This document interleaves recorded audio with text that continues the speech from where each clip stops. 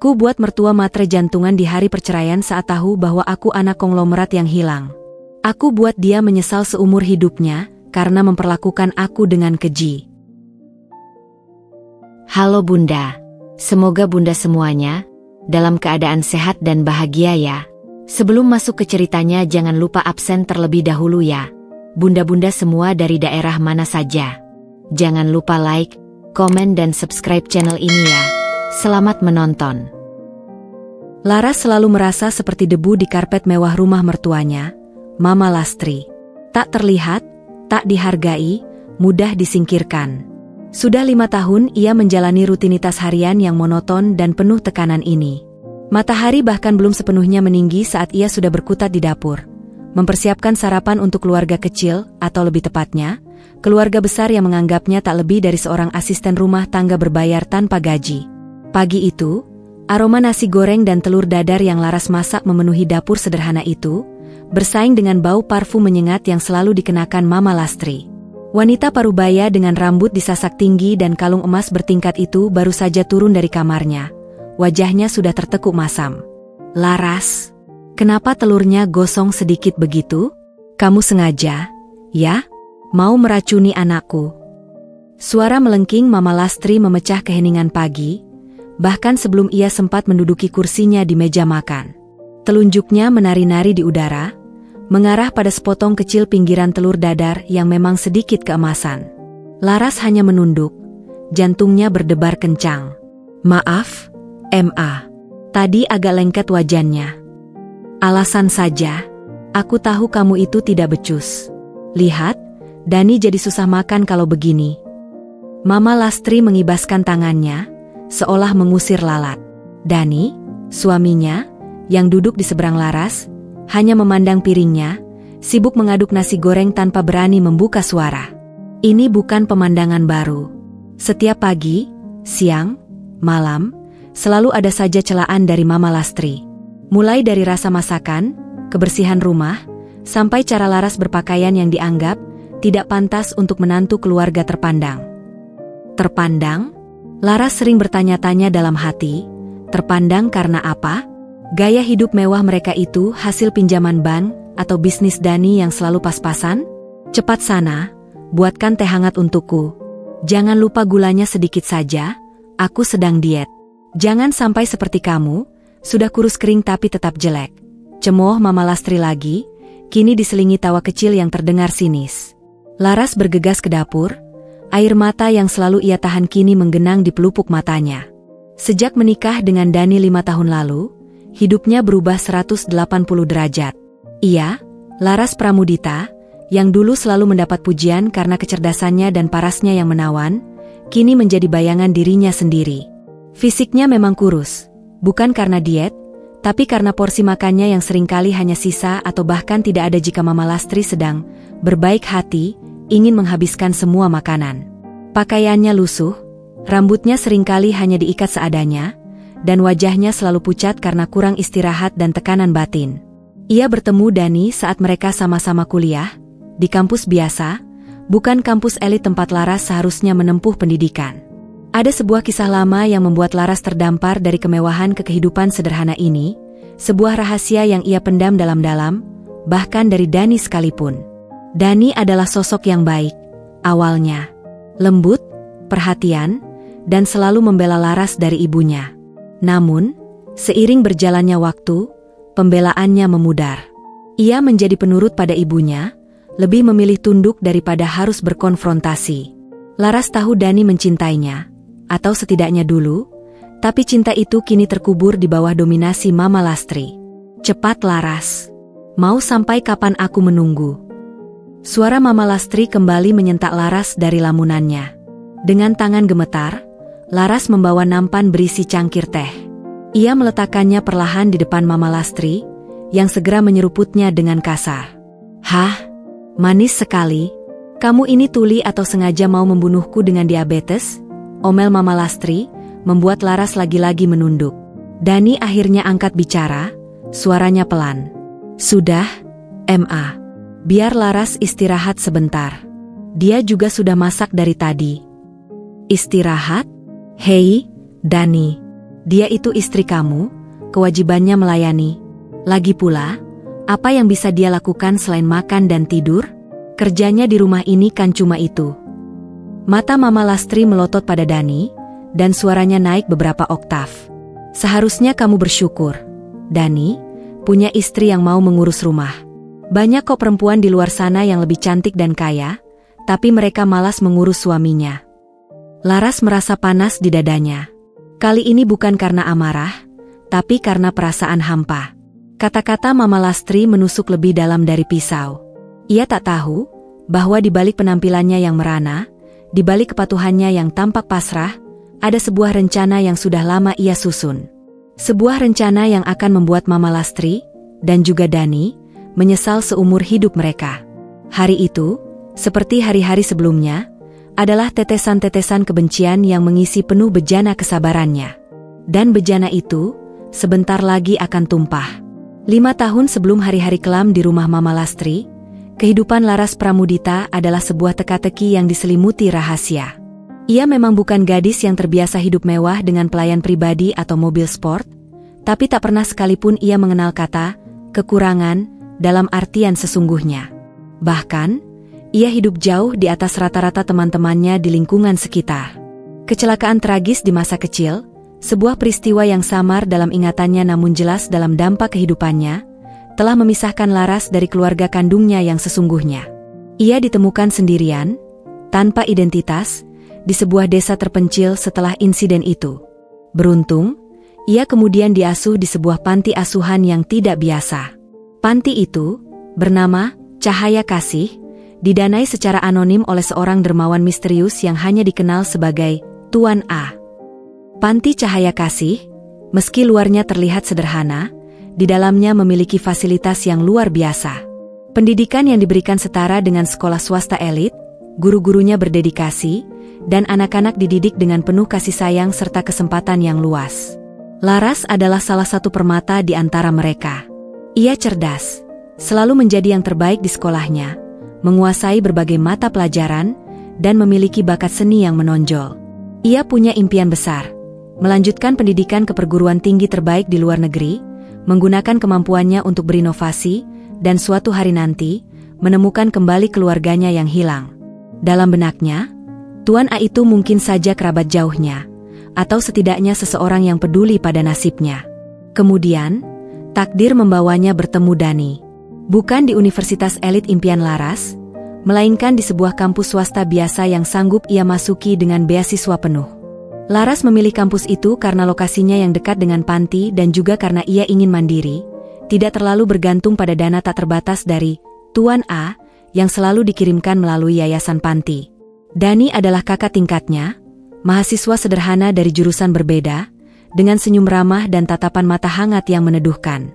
Ia tak banyak bicara, namun selalu ada di samping Laras saat gadis itu merasa sendiri atau kesulitan beradaptasi dengan lingkungan perkuliahan. Dani adalah pelabuhan kecil di tengah lautan ketidakpastian bagi Laras. Ia adalah sosok yang kontras dengan Laras yang mandiri dan ambisius.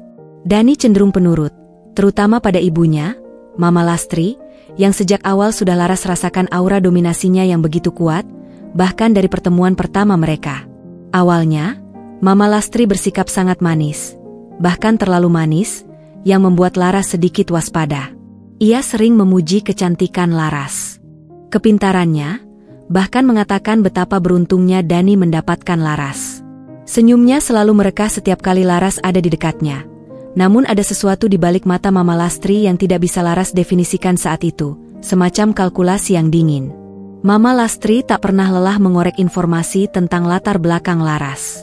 Ia bertanya detail tentang panti asuhan, tentang orang tua asuh Laras, padahal Laras tak punya, dan bahkan mencoba mencari tahu siapa Tuan A yang misterius itu. Bagi Mama Lastri, Laras hanyalah sebuah proyek yang menjanjikan. Sebuah proyek yang mungkin bisa membawa mereka naik kelas, jika Laras suatu saat berhasil meraih kesuksesan dengan otaknya. Laras bisa membayangkan Mama Lastri berpikir, dia cerdas, bisa jadi jembatan menuju orang-orang kaya. Siapa tahu dia punya koneksi tak terlihat. Cinta Laras pada Dani kala itu tulus dan murni. Ia merasa menemukan tempat pulang, seseorang yang bisa melindunginya dari kerasnya dunia yang pernah ia alami. Ia tak punya keluarga lain yang ia kenal, dan Dani serta mamanya menawarkan ilusi keluarga yang hangat dan lengkap.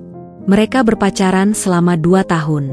Selama itu pula, Mama Lastri tak pernah berhenti menggali informasi tentang silsilah keluarga kaya yang mungkin tersembunyi di balik status anak panti Laras. Namun, setelah berulang kali investigasinya tak membuahkan hasil, dan ia yakin Laras benar-benar kosong, tanpa aset apapun selain kepintarannya, sikap manis Mama Lastri perlahan mengikis. Ia mulai menunjukkan wajah aslinya. "Dani, kamu yakin mau menikah dengan Laras?" Mama Lastri pernah bertanya pada putranya, dengan suara yang bisa Laras dengar dari balik pintu kamar saat Laras sedang menyiapkan minuman di dapur. "Dia itu kan tidak punya apa-apa, Nak. Tidak ada warisan, tidak ada koneksi. Nanti kamu yang susah sendiri, harus menghidupi dia seumur hidup." Namun, Dani, dengan suara yang lebih mantap dari yang Laras bayangkan, menjawab, "Dani cinta Laras, M.A. Dani tidak peduli dia punya apa atau tidak. Laras itu pintar, M.A. Dia pasti bisa sukses nanti, Dani yakin itu." Laras tersenyum tipis mendengar jawaban Dani kala itu. Rasa hangat menjalar di hatinya. Ia merasa sangat dicintai dan dihargai. Jawaban Dani memberinya harapan besar. Ia berpikir, mungkin cinta bisa mengatasi segalanya. Mungkin ia bisa membangun keluarga yang bahagia dan harmonis bersama Dani, meskipun tanpa restu sejati dari Mama Lastri. Ia percaya, dengan kerja keras dan kepintarannya, ia bisa membuktikan pada Mama Lastri bahwa ia layak. Singkat cerita, pernikahan sederhana pun dilangsungkan, hanya dihadiri kerabat dekat Dani dan beberapa teman panti asuhan Laras. Tidak ada pesta megah atau mahar berlimpah. Laras tidak meminta apa-apa, ia bahkan tidak mengambil sepeser pun dari dana Tuan A untuk pernikahannya. Ia hanya ingin membangun masa depan bersama Dani dengan keringatnya sendiri.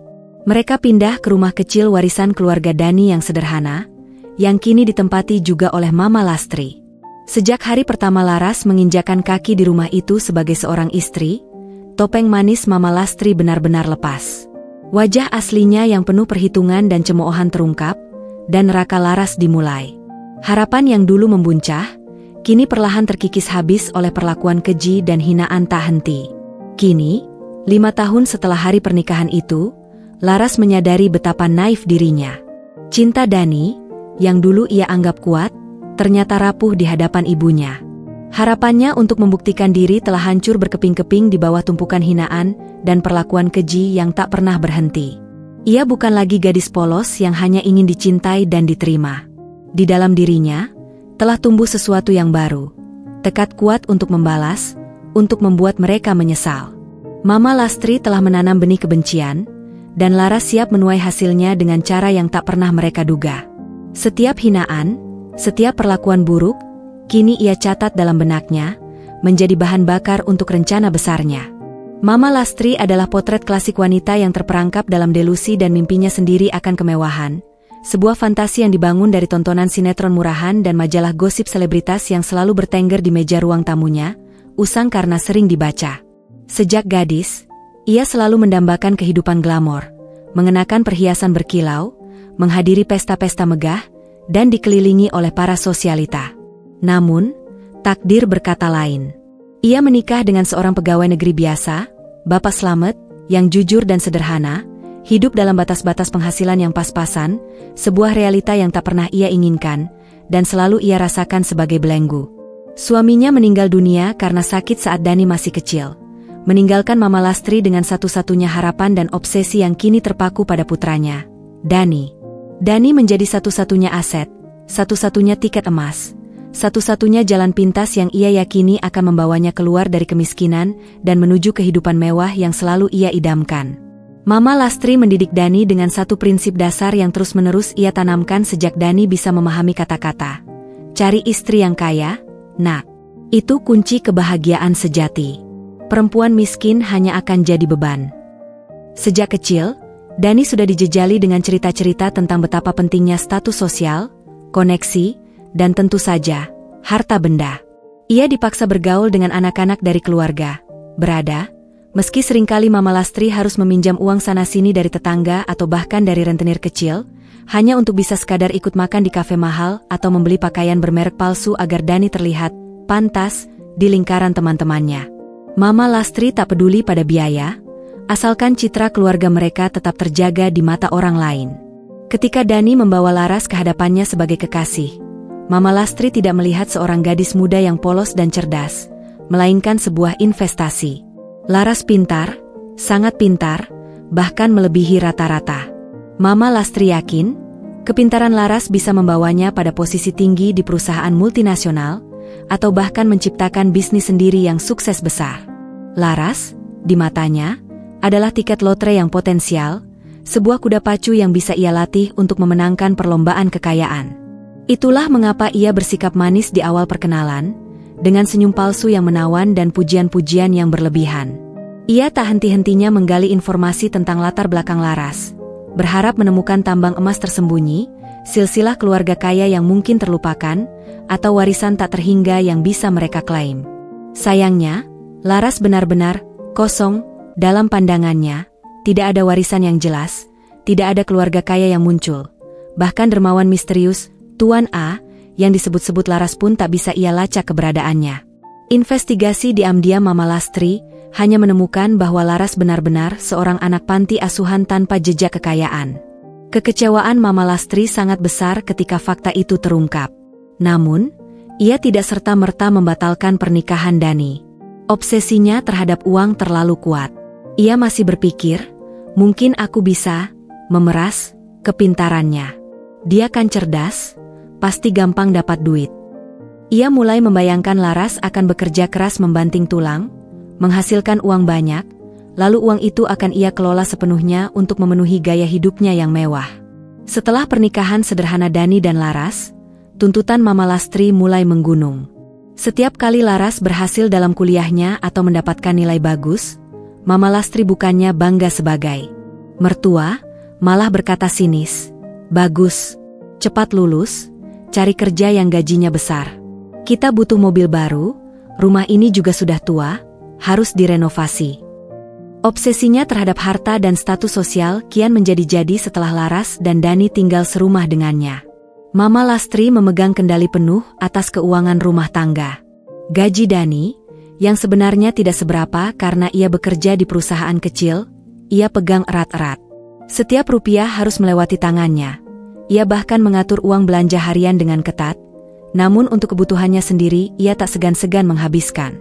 Laras, yang bahkan tidak punya uang saku sendiri, harus meminta izin jika ingin membeli keperluan pribadi yang sangat mendasar seperti sabun mandi atau pembalut, itu pun seringkali ditolak atau diberi dengan disertai omelan panjang yang merendahkan. Untuk apa beli baju baru? Baju yang itu saja masih bagus. Kamu itu menantu, bukan model atau anak pejabat. Adalah salah satu kalimat favorit Mama Lastri, seringkali dilontarkan sambil membanding-bandingkan Laras dengan menantu-menantu tetangga yang menurutnya lebih berhasil, yaitu yang berasal dari keluarga kaya atau punya penghasilan puluhan juta. Lihat itu, Bu RT menantunya bisa membelikan ibunya perhiasan baru, kalung berlian. Kamu, memberikan aku uang jajan saja tidak pernah, yang ada hanya membebani. Laras selalu merasa muak mendengar perbandingan dan hinaan itu. Ia tahu Mama Lastri tidak peduli dengan kebahagiaannya atau kebahagiaan Dani. Yang ia pedulikan hanyalah uang, barang mewah, status sosial yang bisa ia pamerkan di arisan RT, dan pengakuan dari lingkungan. Mama Lastri seringkali membeli barang-barang tak penting, seperti tas bermerek palsu kualitas rendah, atau perhiasan imitasi berkilau yang ia pamerkan seolah-olah asli, demi menaikkan gengsi di mata tetangga dan kerabat. Sementara itu, di rumah, bahan makanan seringkali terbatas, dan Laras harus memutar otak untuk menyajikan makanan yang cukup gizi untuk mereka bertiga, seringkali dengan porsi yang sangat minim untuk dirinya sendiri. Mama Lastri juga sangat pandai bermain peran di depan orang lain.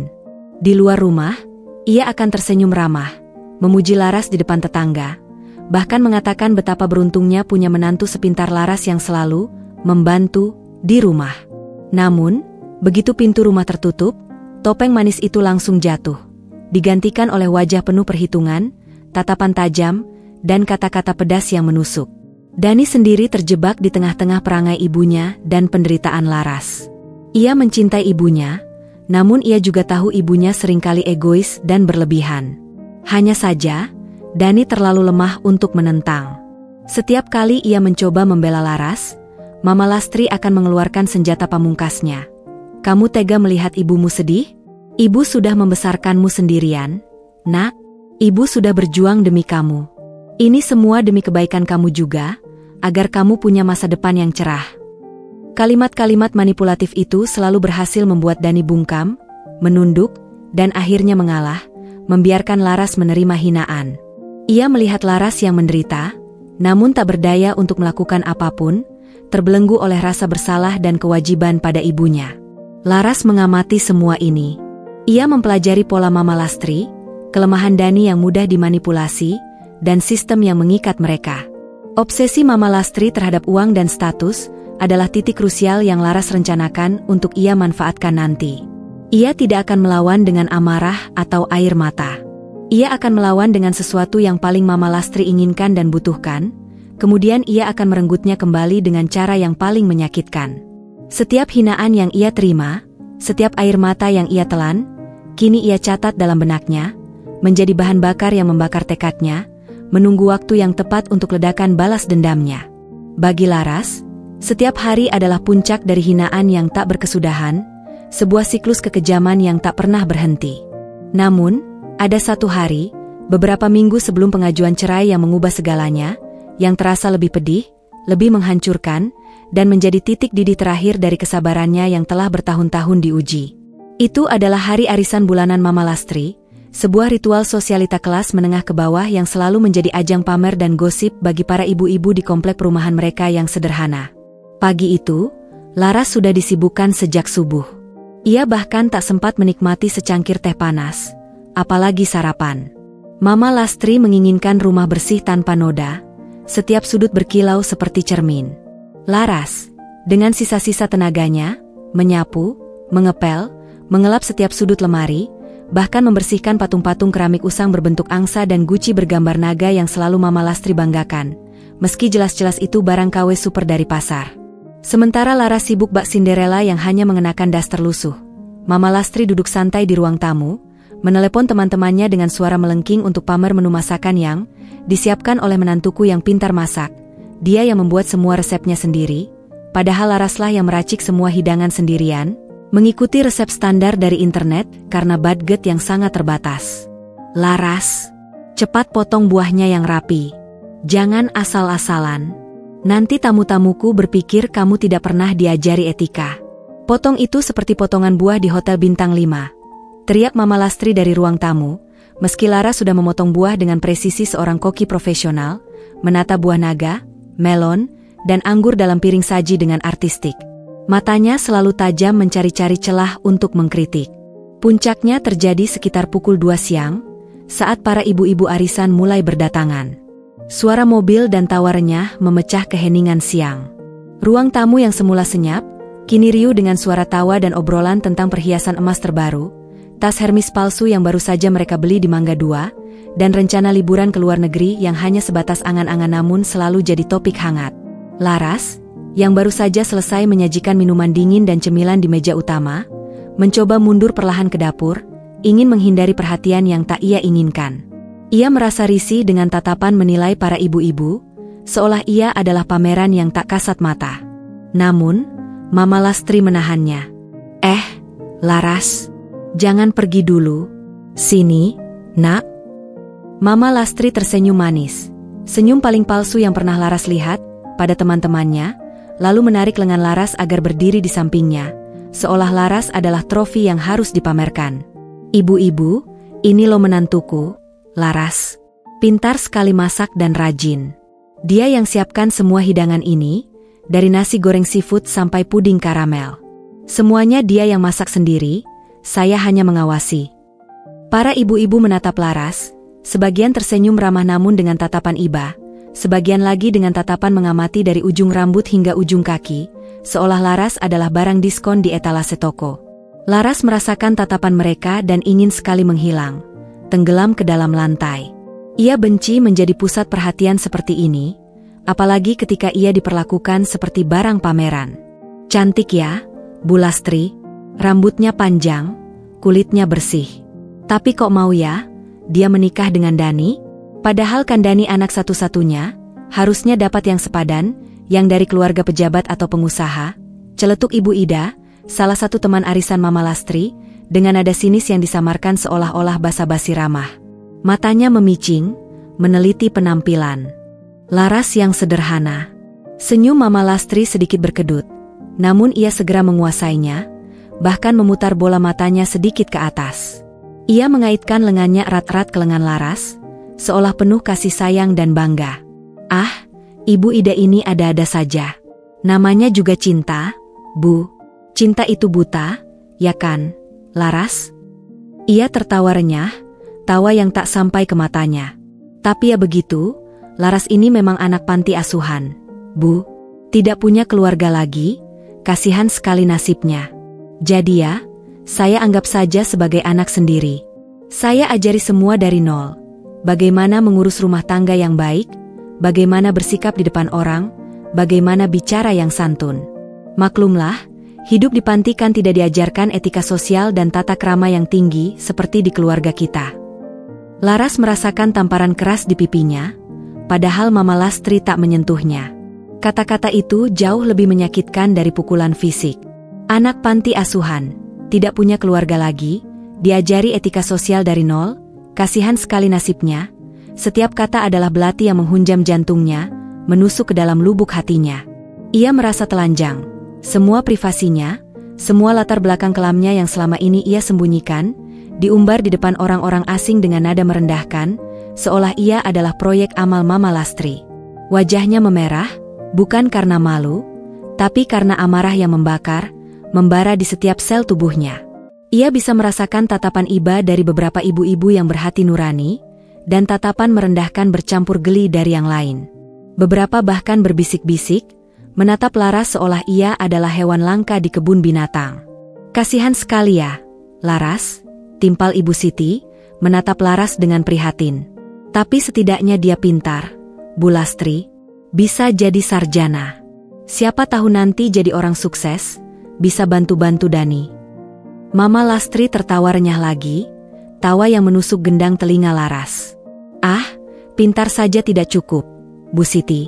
Di zaman sekarang, pintar tanpa koneksi dan modal itu sama saja bohong. Ujung-ujungnya kan harus kerja keras menghidupi keluarga. Apalagi kalau suaminya punya ibu yang sakit-sakitan seperti saya, butuh biaya banyak untuk pengobatan dan perawatan. Saya ini sudah tua, banyak penyakit, Laras harus mengerti itu. Ia melirik Laras dengan tajam, seolah Laras adalah sumber dari segala beban hidup dan penyakitnya. Ya kan, Laras?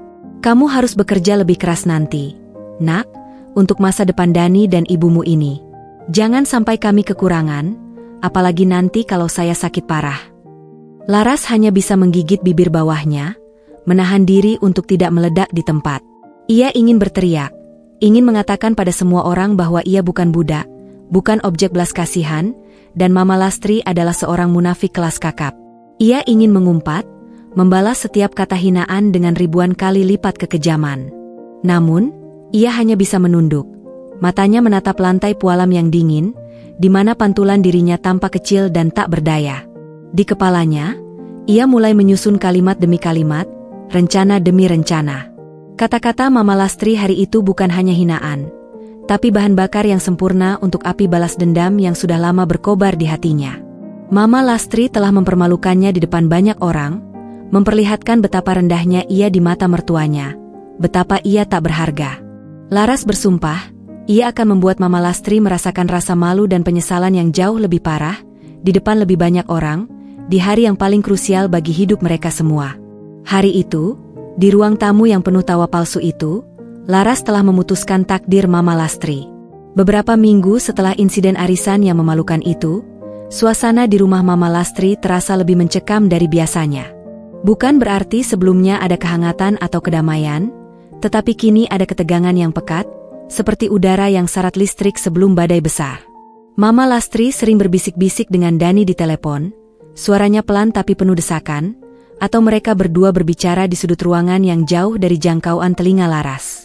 Laras tahu ada sesuatu yang sedang mereka rencanakan.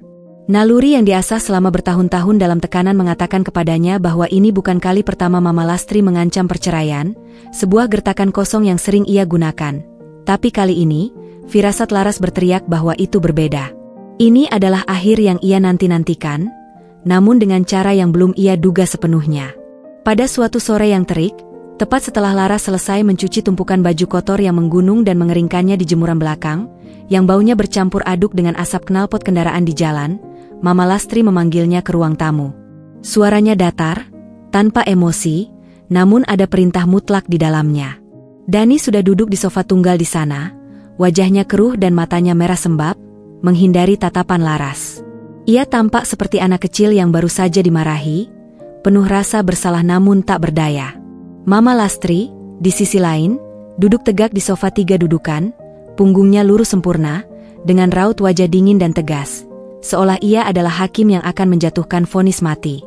Di tangannya, ia memegang selembar kertas yang Laras yakini adalah draft surat gugatan cerai. Laras, suara Mama Lastri terdengar formal, menusuk telinga, bahkan lebih menusuk dari pisau tajam. Kami sudah memikirkannya matang-matang. Dani dan saya, kami sepakat. Kami rasa pernikahan ini sudah tidak bisa dilanjutkan lagi. Kami akan mengajukan gugatan cerai. Laras menatapnya datar, tidak ada riak terkejut di matanya yang biasanya tampak lelah. Ia sudah tahu. Beberapa hari sebelumnya, ia bahkan sempat melihat Dani menyembunyikan beberapa dokumen pengadilan. Seolah-olah Laras tidak punya emosi sama sekali. Ia hanya berdiri diam di tengah ruangan, punggungnya tegak, menunggu kalimat selanjutnya. Ia adalah penonton di drama yang ia ciptakan sendiri. Kamu tidak punya apa-apa, Laras. Tidak ada kontribusi finansial yang berarti selain menjadi beban Dani. Hanya bisa merepotkan Dani, membebani keuangannya, lanjut Mama Lastri, nadanya penuh tuduhan dan penghinaan yang begitu transparan. Hidup kami jadi susah karena kamu. Dani harus kerja banting tulang dari pagi sampai malam, mengambil lembur terus-menerus demi memenuhi kebutuhan yang seharusnya bisa kamu bantu. Sementara kamu, hanya di rumah mengurus pekerjaan yang seharusnya bisa kami sewa pembantu dengan gaji lebih murah dari biaya makanmu. Dani akhirnya mendongak, matanya bertemu dengan mata Laras sejenak. Ada secercah penyesalan dan kepedihan yang begitu dalam di sana, sebuah kilasan emosi yang nyaris tidak terlihat, tapi segera lenyap digantikan oleh ketakutan saat Mama Lastri meliriknya tajam, seolah memperingatkan. Dani menunduk lagi, memandang ke ujung sepatunya yang usang. Mama benar, Laras, kata Dani pelan, suaranya hampir tak terdengar, seolah setiap kata tercekat di tenggorokannya. Maafkan aku, ini mungkin yang terbaik untuk kita semua. Kita memang lebih baik berpisah. Jantung Laras berdetak kencang, bukan karena patah hati atau kesedihan, melainkan karena kegembiraan yang membara, sebuah euforia kemenangan yang nyaris tak tertahankan. Ini dia. Ini adalah momen yang ia tunggu-tunggu, skenario yang ia dambakan. Pintu keluar dari neraka ini, dan awal dari rencananya yang telah matang. Ia akan membiarkan mereka menggali lubang kubur mereka sendiri. Baiklah, jawab Laras tenang. Suaranya bahkan lebih tenang, lebih terkontrol, dan lebih dingin dari yang ia bayangkan. Ada nada kekuatan yang tak terduga dalam suaranya. Aku setuju. Jawaban Laras yang begitu lugas, tanpa tangisan, tanpa permohonan, tanpa perlawanan, tanpa drama, membuat Mama Lastri dan Dani terdiam, sedikit terkejut. Mereka mungkin mengharapkan tangisan histeris, raungan putus asa, permohonan agar tidak diceraikan, atau setidaknya pertengkaran hebat yang akan berakhir dengan Laras mengurung diri di kamar. Ekspresi mereka menunjukkan kebingungan yang jelas. Setuju? Mama Lastri mengangkat sebelah alisnya yang sudah disulam rapi, matanya menyipit penuh kecurigaan. Ia menyilangkan tangan di dada. Tidak ada keberatan sama sekali, tidak ada permintaan. Untuk apa keberatan, Ma? Laras menjawab, kini membiarkan sedikit senyum tipis, nyaris tak terlihat, namun penuh misteri terukir di bibirnya. Senyum yang membuat Mama Lastri sedikit bergidik, merasakan keanehan yang tak ia mengerti. Aku sudah lelah. Lelah dengan semua hinaan tak berkesudahan, lelah dengan semua tuntutan yang tidak masuk akal, lelah dengan perlakuan keji kalian yang merendahkan. Aku sudah siap, lebih dari siap. Jadi, kapan pengajuan gugatan akan dilakukan? Aku ingin ini cepat selesai. Mama Lastri dan Dani saling pandang. Mereka melihat Laras yang berbeda, Laras yang tidak lagi tertindas, tidak lagi merana. Ada aura aneh yang memancar dari dirinya, sesuatu yang sulit mereka mengerti, sebuah kepercayaan diri yang tak pernah mereka lihat sebelumnya.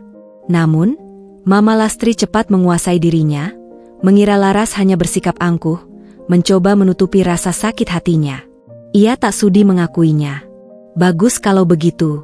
Tidak perlu drama-drama murahan lagi, kata Mama Lastri, berusaha terdengar puas, meskipun ada sedikit keganjilan di suaranya.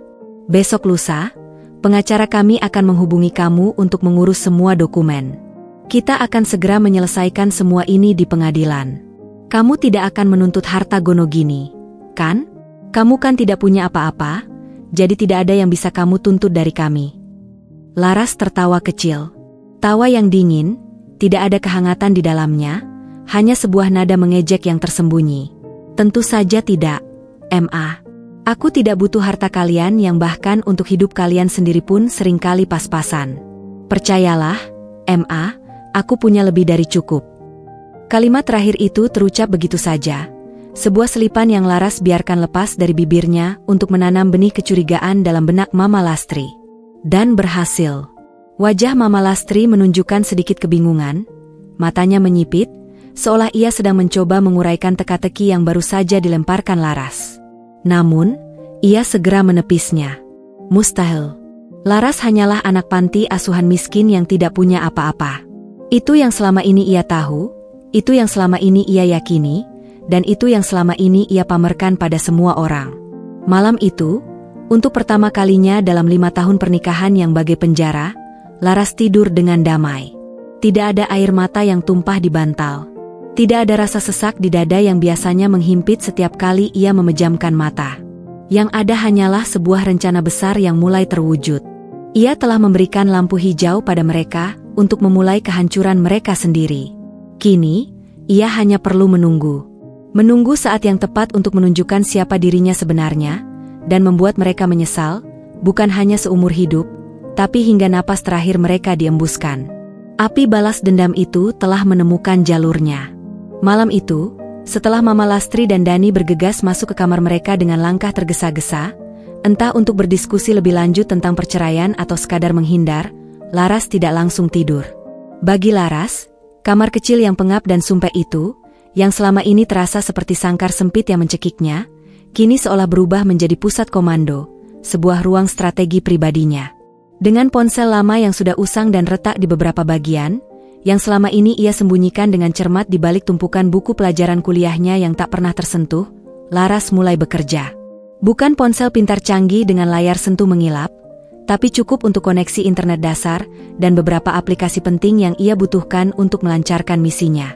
Mama Lastri, yang paranoid dan ingin mengendalikan segalanya, selalu mengecek ponsel Dani dan bahkan sesekali ponsel Laras untuk mencari bukti, pengkhianatan, atau pemborosan. Jadi, memiliki ponsel cadangan yang tak terdeteksi adalah sebuah keharusan mutlak. Laras membuka sebuah file rahasia di layanan cloud storage yang terenkripsi, yang sudah ia persiapkan dengan teliti dan penuh perhitungan selama berbulan-bulan. File itu berisi semua data yang ia kumpulkan, seperti seorang detektif profesional yang mengamati targetnya. Rekaman percakapan saat Mama Lastri menghina dan merendahkannya dengan kata-kata paling keji, tangkapan layar pesan-pesan bernada merendahkan dari Dani yang dulu ia simpan sebagai bukti, bahkan foto-foto porsi makanannya yang minim, atau makanan sisa yang seringkali menjadi satu-satunya santapan yang bisa ia nikmati. Ini bukan hanya untuk pembuktian di pengadilan, tapi juga untuk kepuasan batinnya sendiri. Setiap bukti adalah tetesan racun yang ia kumpulkan secara perlahan, menunggu saat yang tepat untuk disuntikan langsung ke jantung mereka. Kemudian, ia membuka aplikasi emailnya. Sejak beberapa bulan lalu, Lara sudah menjalin komunikasi intensif dengan pihak, keluarga, yang selama ini mencarinya. Ternyata, dermawan misterius yang selama ini mendanai panti asuhan tempat Laras dibesarkan, yang hanya ia kenal sebagai Tuan A, adalah Tuan Harjuno Wijoyo, ayah kandungnya yang selama ini ia kira sudah meninggal. Laras mengetahui kebenaran mengejutkan ini beberapa bulan yang lalu, saat sebuah firma hukum besar dan sangat terkemuka menghubunginya melalui kepala panti asuhan, yang telah memegang rahasia ini selama bertahun-tahun atas permintaan Tuan Harjuno sendiri.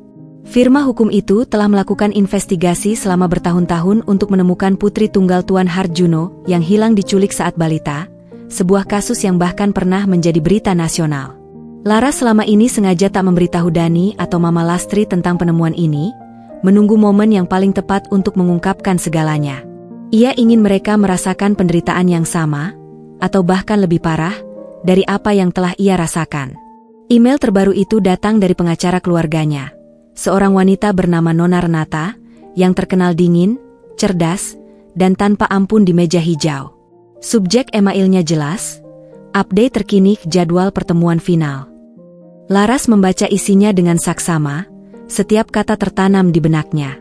Rupanya, semua dokumen yang diperlukan untuk mengonfirmasi identitasnya sebagai ahli waris sah telah lengkap dan tak terbantahkan.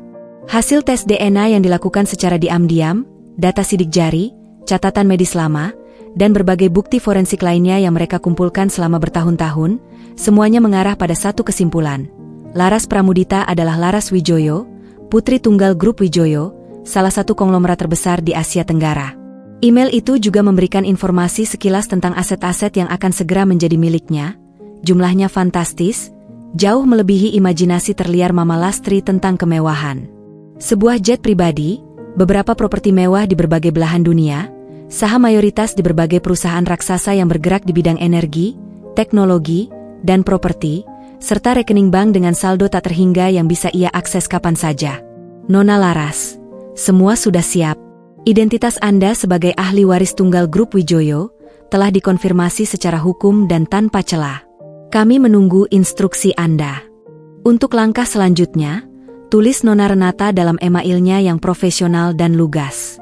Apakah Anda ingin melanjutkan rencana awal untuk menunggu sampai hari persidangan cerai tiba? Semua tim kami siap kapan saja Anda butuhkan. Laras tersenyum tipis, senyum yang kali ini bukan senyum palsu atau tertekan, melainkan senyum kemenangan.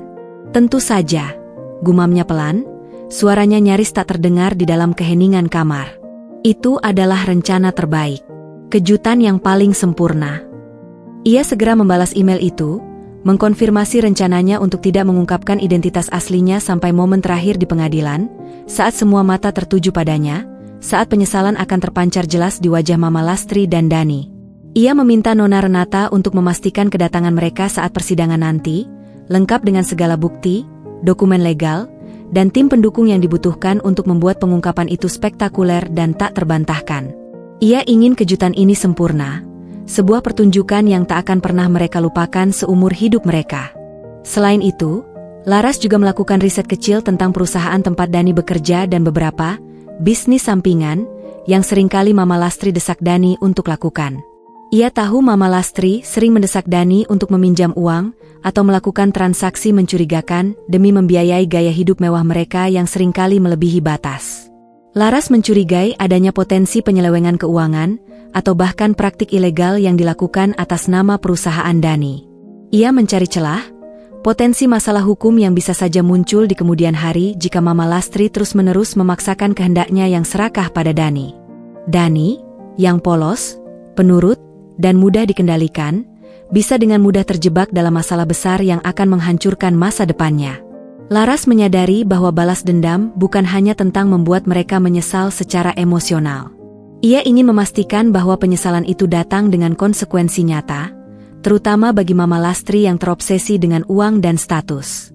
Jika Mama Lastri tahu bahwa ia telah mengusir berlian yang selama ini ia injak-injak, sementara ia sendiri hidup dalam ilusi kemewahan yang rapuh dan bahkan bisa terancam secara hukum, itu akan menjadi hukuman paling berat yang bisa Laras berikan.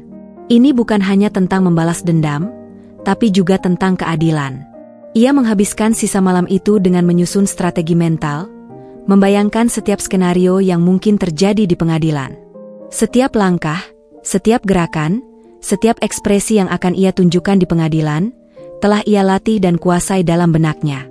Ia tidak akan marah, tidak akan menangis, tidak akan menunjukkan kelemahan sedikit pun.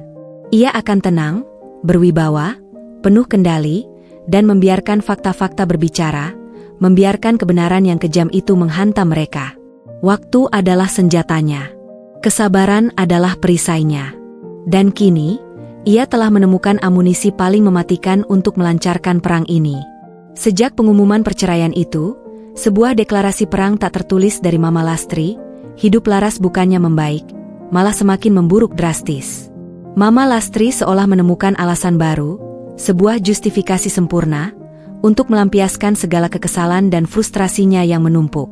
Ia yakin, Laras hanya berpura-pura tenang, berlagak tegar, dan bahwa di balik topeng ketenangan itu Laras pasti sedang merana, hancur, dan menangis dalam diam. Demi mempercepat proses perceraian dan memberi pelajaran yang tak akan pernah Laras lupakan, Mama Lastri meningkatkan tekanan ekonomi hingga ke tingkat yang paling kejam dan tak manusiawi, berharap Laras segera menyerah kalah.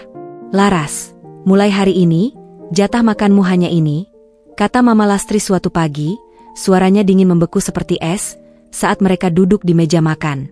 Ia meletakkan sepotong kecil tempe goreng yang nyaris tak bertumbuh, irisan timun layu, dan gundukan nasi seukuran kepalan tangan balita di piring Laras yang usang. Di piring Dani dan dirinya sendiri, ada telur dadar tebal, potongan ayam goreng, dan semangkuk besar sayuran segar lengkap dengan taburan bawang goreng yang renyah. Aroma menggoda dari masakan mereka berdua menusuk indera penciuman Laras, yang perutnya sudah keroncongan sejak subuh. "Kamu kan sudah mau cerai, jadi jangan berharap banyak. Ini saja sudah untung tidak kuusir sekarang juga, menumpang di rumah orang dengan seenaknya." Laras hanya menatap piringnya yang menyedihkan. Perutnya memang perih melilit, berteriak minta diisi, tapi rasa perih di hatinya jauh lebih mendominasi. Ini bukan lagi tentang lapar fisik, melainkan tentang harga diri yang terus-menerus diinjak-injak, diperlakukan tak ubahnya seperti pengemis. Ia menelan ludah yang terasa pahit, memaksakan diri untuk memakan jatahnya tanpa mengeluh sedikit pun, mengabaikan tatapan Ibu Dani yang sekilas dan penuh penyesalan, dan tatapan puas Mama Lastri yang seolah menikmati setiap penderitaannya. Mama Lastri bahkan sesekali menyuapkan potongan ayam ke mulut Dani sambil mencibir. "Lihat itu, Dani. Ini baru makanan bergizi untuk anak ibu. Bukan makanan orang yang tidak tahu diri." Bukan hanya makanan. Listrik di kamar Laras, yang memang sudah redup, seringkali dipadamkan, terutama di malam hari, dengan alasan menghemat biaya, dan listrik itu mahal. Padahal, seluruh rumah utama terang benderang dengan lampu-lampu yang tak perlu, bahkan beberapa lampu hias menyala di siang hari. Laras harus belajar atau membaca email penting dari Nona Renata dengan cahaya lilin yang berkelip-kelip atau senter ponsel lamanya, merasakan panas yang menyengat di wajahnya dan mata yang perih karena kelelahan. Air untuk mandi pun seringkali dijatah, hanya cukup untuk membilas badan seadanya. Air keran di kamar mandi seringkali hanya menetes, memaksa Laras mandi dalam waktu singkat dan air dingin yang menusuk tulang. "Dani sudah tidak sanggup lagi membiayai kamu, Laras." Mama Lastri akan mengulang kalimat itu berulang kali, dengan nada bosan dan merendahkan, seolah-olah Laras adalah beban paling berat di muka bumi yang harus segera disingkirkan. "Seharusnya kamu bersyukur masih dikasih tempat tinggal dan makanan, meskipun sedikit. Kamu itu bukan siapa-siapa lagi di sini, tidak punya hak apa-apa." Tekanan ini juga merambah ke hal-hal kecil yang sangat fundamental, membuat Laras merasa tak punya privasi sedikit pun. Mama Lastri mulai mengunci lemari es dan lemari dapur, hanya membukanya saat ia atau Dani ingin mengambil sesuatu. Kunci gembok kecil terpasang di sana, seolah-olah Laras adalah maling. Laras harus meminta izin untuk setiap gelas air minum, setiap sendok nasi, bahkan untuk mengambil sepotong buah yang tersisa di mangkuk. Pernah suatu malam, Laras terbangun karena rasa haus yang luar biasa. Tenggorokannya terasa kering dan gatal. Ia berjalan mengendap-endap ke dapur, namun lemari es terkunci rapat dengan gemboknya yang mencolok. Ia memutuskan untuk minum air keran saja, namun Mama Lastri tiba-tiba muncul dari kegelapan lorong, seolah hantu, dengan tatapan mata tajam. "Mau apa kamu di dapur malam-malam begini? Mencuri makanan, ya?" tuduh Mama Lastri. Suaranya tajam menusuk kesunyian malam. "Sudah kubilang, kalau lapar atau haus, tunggu sampai pagi. Kamu itu sudah bukan bagian dari keluarga ini, tahu? Jangan coba-coba mencari kesempatan dalam kesempitan." Laras hanya diam, tidak membantah sedikit pun. Ia tahu setiap kata bantahan hanya akan memperpanjang siksaan dan memberikan Mama Lastri alasan untuk berteriak lebih keras. Ia kembali ke kamarnya dengan tenggorokan kering dan perut yang meronta, namun hatinya dipenuhi tekad yang semakin membara. Setiap perlakuan kejam, setiap hinaan yang ia terima, setiap tetes air mata yang ia tahan, hanya menambah bahan bakar pada api balas dendamnya yang sudah menyala. Ia membiarkan mereka percaya bahwa ia tertekan, bahwa ia menderita, bahwa ia telah hancur. Biarkan mereka merasa puas di atas penderitaan palsu ini, karena penderitaan yang sesungguhnya akan segera mereka rasakan. Dani sendiri semakin pasif dan menghilang dari pandangan. Ia seringkali terlihat lesu, bahunya melorot, matanya cekung, dan ia jarang pulang ke rumah kecuali saat makan atau tidur. Ia seringkali memilih pulang larut malam atau tidur di kantor, menghindari konfrontasi dengan Laras atau Mama Lastri. Laras tahu Dani merasa bersalah. Ada gurat-gurat penyesalan di wajahnya yang tak bisa ia sembunyikan sepenuhnya. Tapi rasa bersalahnya tidak cukup kuat untuk melampaui ketakutan dan ketergantungannya pada Mama Lastri. Dani hanya bisa menghela napas, menunduk, dan sesekali mencuri pandang ke arah Laras dengan tatapan penuh penyesalan yang tak berarti. Namun, penyesalan itu tidak pernah termanifestasi dalam tindakan nyata untuk membela Laras, dan Laras melihatnya sebagai kelemahan yang tak termaafkan. Laras menggunakan waktu luangnya, saat Mama Lastri sedang bersosialisasi di luar atau tidur siang, untuk menyelesaikan sisa-sisa persiapannya. Ia mendalami hukum perceraian, mencari tahu celah-celah yang mungkin bisa digunakan Mama Lastri untuk memerasnya. Meskipun ia tak punya apa-apa yang bisa diperas dari pandangan mereka, dan terus berkomunikasi secara rahasia dengan Nona Renata. Informasi tentang grup Wijoyo dan aset-asetnya semakin jelas di benaknya, sebuah kekuatan besar yang siap ia gunakan. Ia tidak hanya akan membalas dendam, tapi juga membangun kembali kehidupannya yang telah dicuri, dan merebut kembali semua haknya yang dulu dirampas. Tekanan ekonomi yang kejam ini justru menjadi pendorong baginya, sebuah cambuk yang memacu tekadnya. Ia tak sabar untuk melihat wajah Mama Lastri yang pucat pasi, penuh penyesalan, dan terkejut saat semua rahasia terungkap di depan mata dunia. Dani adalah pria yang, pada dasarnya, memiliki hati yang baik dan lembut. Namun, kebaikan fundamental itu tertutup rapat oleh lapisan tebal ketakutan yang mengakar dan rasa bersalah yang ditanamkan Mama Lastri sejak ia masih kecil, bahkan sejak ia bisa mengingat. Ibunya adalah satu-satunya figur orang tua yang ia kenal, dan segala perkataan Mama Lastri adalah hukum mutlak baginya. Ia mencintai Laras, setidaknya ia pernah sangat mencintainya dengan sepenuh hati. Kilasan kenangan tentang Laras yang ceria dan penuh semangat di masa kuliah, tawa Laras yang dulu renyah dan menular, seringkali menghantuinya di malam hari, terutama saat ia terbangun dari mimpi buruk di mana ibunya terus-menerus memaki dan menyalahkannya atas segala kesulitan hidup. Sejak Laras dengan tenang dan tanpa emosi menyetujui perceraian, ada sesuatu yang berubah secara drastis dalam diri Dani.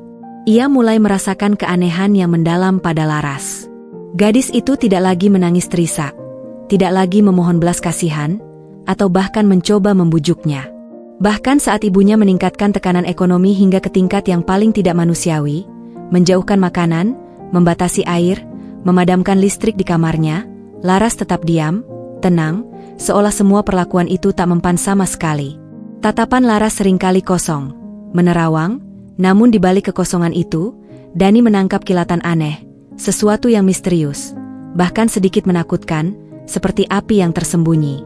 Ia merasa Laras bukan lagi perempuan yang dulu ia kenal, yang selalu tertindas dan rapuh. Laras yang sekarang terasa begitu jauh, seperti gunung es yang permukaannya tenang membeku namun menyimpan kekuatan dan ancaman besar di bawahnya.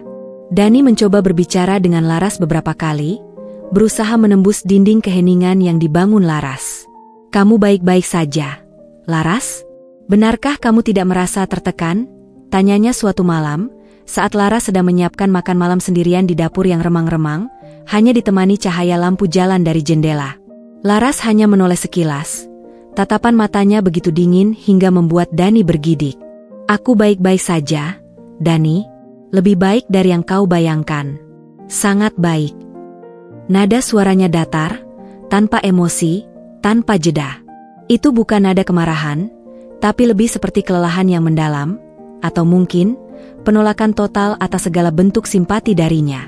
Pernyataan Laras di hari pengajuan cerai, "Aku tidak butuh harta kalian.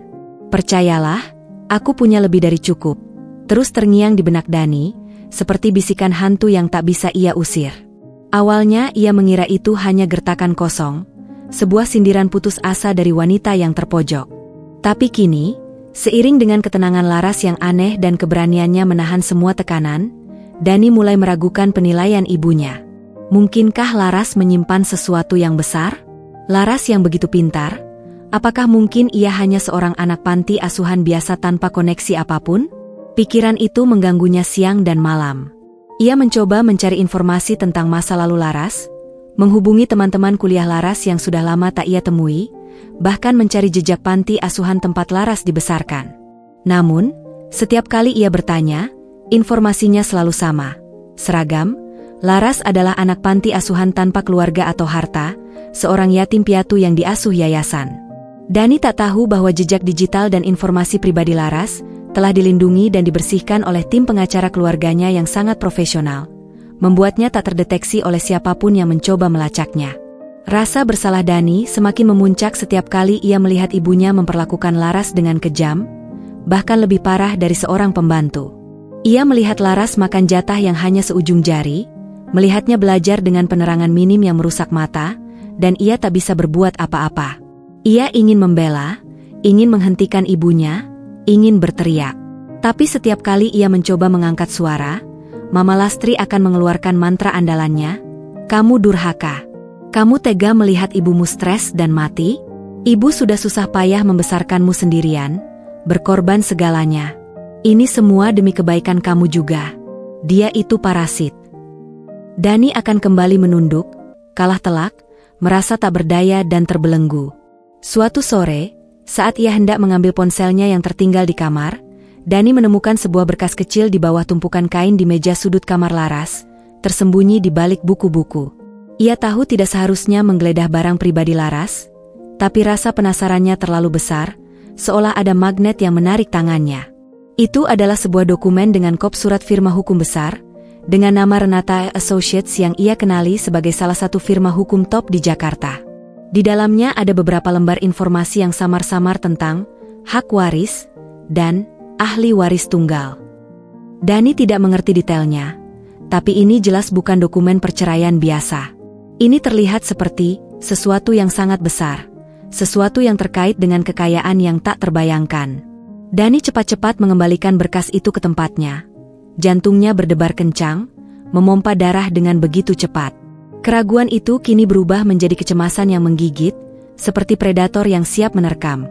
Ia mulai bertanya-tanya, apakah ia telah membuat kesalahan besar yang tak termaafkan? Apakah ia dan ibunya telah salah menilai Laras? Apa yang sebenarnya Laras rencanakan? Ketakutan akan kemarahan ibunya beradu dengan ketakutan akan kehilangan Laras yang misterius ini, dan lebih dari itu, ketakutan akan konsekuensi yang jauh lebih besar dari tindakan mereka. Dani melihat wajah Mama Lastri yang semakin bersinar karena kemenangan di atas penderitaan Laras, yang ia yakini sebagai tanda bahwa Laras sudah hancur. Namun, Dani merasakan firasat buruk yang mendalam, seolah ia sedang berjalan menuju jurang yang tak terlihat. Ia ingin memperingatkan ibunya, mengatakan bahwa Laras mungkin bukan seperti yang mereka kira. Namun, ia tahu Mama Lastri tidak akan mendengarkan, ia terlalu buta oleh obsesinya sendiri. Malam-malam Dani kini diisi dengan mimpi buruk yang lebih gelap dan insomnia yang tak berkesudahan. Ia membayangkan Laras pergi, bukan sebagai wanita yang hancur dan menangis, tetapi sebagai wanita yang bangkit, berdiri tegar, meninggalkan mereka dalam puing-puing penyesalan dan kehancuran. Keraguan itu menggerogoti Dani dari dalam, membuatnya resah dan gelisah hingga ke tulang. Ia tahu, hari persidangan akan segera tiba, dan ia merasa akan ada kejutan besar yang menunggu mereka di sana. Kejutan yang mungkin akan mengubah segalanya, dan tidak akan berakhir baik bagi Mama Lastri dan dirinya. Di tengah tekanan yang semakin menjadi-jadi dan keraguan yang mulai menggerogoti hati Dani, Laras justru merasa semakin kuat, semakin tak terbendung. Setiap hinaan yang dilontarkan Mama Lastri, setiap tatapan merendahkan dari Dani yang dulu ia cintai, setiap porsi makanan yang dijatah hingga perutnya melilit perih, seolah menjadi pupuk subur bagi kebencian yang membara di dalam dadanya. Itu bukan kebencian yang membabi buta, yang menghancurkan dirinya sendiri, melainkan sebuah bara api yang memberinya tujuan, fokus, dan kekuatan yang belum pernah ia rasakan sebelumnya. Ia tak lagi merasakan kepedihan yang melumpuhkan seperti dulu. Kini yang ada hanyalah tekad yang mengeras, dingin, dan tajam seperti baja. Malam itu, Setelah Mama Lastri mengunci semua lemari dapur dengan gembok mencolok dan pergi ke ruang tamu untuk menonton sinetron kesayangannya dengan suara keras, mengabaikan sepenuhnya keberadaan Laras, Laras kembali ke kamarnya yang gelap dan sempit. Ia menyalakan senter dari ponsel lamanya, cahayanya yang kekuningan menerangi dinding kamar yang mengelupas dan plafon yang berjamur. Laras duduk di lantai dingin, bersandar pada tembok yang lembab, dan memejamkan mata. Ia memutar kembali rekaman-rekaman pahit dalam benaknya, membiarkan setiap kenangan itu terbakar menjadi amunisi.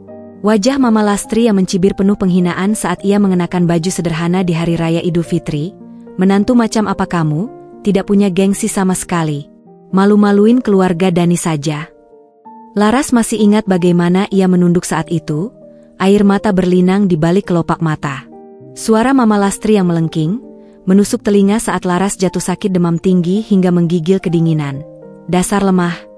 Jangan pura-pura sakit agar tidak usah bekerja. Dasar parasit. Tidak ada obat, tidak ada perhatian, hanya hinaan. Tatapan pasrah dan tak berdaya dari Dani saat Laras diomeli habis-habisan karena piring pecah, yang sebenarnya sudah retak duluan dan ia sudah memperingatkannya. Dani hanya menunduk, tak berani membela, memilih diam seperti patung. Ucapan Mama Lastri di arisan ibu-ibu komplek, yang menguliti habis harga dirinya di depan banyak orang asing, menyebutnya anak panti asuhan tanpa etika, dan tidak punya tata krama. Rasa malu dan marah saat itu terasa seperti dicambuk di depan umum. Perlakuannya sebagai pembantu, dipaksa mencuci baju hingga tangan kasar, memasak dengan budget minim, membersihkan rumah hingga larut malam, tanpa ucapan terima kasih sedikit pun. Setiap kenangan pahit itu bukan lagi air mata yang membasahi bantal, melainkan bahan bakar murni yang menyalakan api. Laras menghela napas panjang, bukan karena lelah, tapi karena memantapkan hati, mengisi paru-parunya dengan tekad. Ia tak akan memaafkan. Ia tak akan melupakan. Balas dendam ini bukan lagi sekadar pembalasan dendam pribadi, tapi penegakan keadilan yang mutlak bagi dirinya sendiri, bagi gadis polos yang pernah ia tinggalkan di masa lalu, bagi semua penderitaan yang ia alami. Ia teringat kata-kata Nona Renata, pengacara keluarganya, saat mereka pertama kali bertemu secara diam-diam di sebuah kafe terpencil. Nona Laras, Anda memiliki kekuatan besar di tangan Anda. Harta dan koneksi ini bisa menjadi berkah untuk membangun hidup Anda, atau bisa juga menjadi alat. Pilihan ada di tangan Anda. Bagaimana Anda akan menggunakannya? Laras sudah memilih. Ia tidak akan menggunakan kekuasaannya untuk menghancurkan hidup orang lain secara sembarangan, tetapi untuk menunjukkan konsekuensi mengerikan dari keserakahan, kebohongan, dan kekejaman yang telah mereka lakukan padanya. Ia ingin mereka merasakan sakitnya penyesalan seumur hidup. Tekadnya semakin bulat, mengkristal, saat ia memikirkan tentang masa depannya yang cerah dan menjanjikan. Ia tidak hanya akan membalaskan dendam, tetapi juga membangun kembali kehidupannya yang telah terenggut paksa, yang sempat ia kira telah hancur. Ia akan melanjutkan pendidikannya yang tertunda di Universitas Impian, meraih semua impian yang dulu ia kubur dalam-dalam di bawah tumpukan hinaan. Namun, ia harus menyelesaikan babak kelam ini terlebih dahulu, menutupnya dengan sempurna. Kalian pikir aku lemah? Kalian pikir aku hancur? Kalian pikir aku akan menangis dan memohon? Bisik Laras pada dinding kamarnya yang dingin, suaranya dipenuhi keyakinan. Kalian salah besar. Kalian tidak tahu siapa aku sebenarnya. Aku hanya menunggu waktu yang tepat. Dan waktu itu, sebentar lagi tiba. Waktu perhitungan. Ia membayangkan hari persidangan, wajah Mama Lastri yang pucat pasi, Dani yang terkejut dan terguncang. Itu akan menjadi pemandangan yang tak ternilai harganya, sebuah lukisan karma yang sempurna. Kebencian Laras bukan lagi emosi yang menghabiskan energinya, melainkan energi yang membangun, menguatkan dirinya untuk menghadapi babak terakhir ini dengan kepala tegak. Ia tak sabar untuk melihat penyesalan itu, penyesalan seumur hidup yang akan menjadi hukuman terberat bagi Mama Lastri, yang takkan pernah bisa ia lupakan hingga akhir hayatnya. Malam itu, beberapa hari sebelum jadwal persidangan yang ditentukan, sebuah tanggal yang telah Laras tandai dengan tinta merah di kalendernya, Laras menyelinap keluar dari rumah Mama Lastri. Jantungnya berdebar kencang, namun bukan karena takut atau gugup, melainkan karena antisipasi yang meluap-luap. Ia tahu Mama Lastri dan Dani sudah pulas tertidur setelah seharian mengeluh, menuntut, dan bergosip tanpa henti. Dengan langkah-langkah hati-hati, seperti seorang mata-mata profesional, Laras berjalan menyusuri gang sempit yang gelap, menuju halte bus terdekat.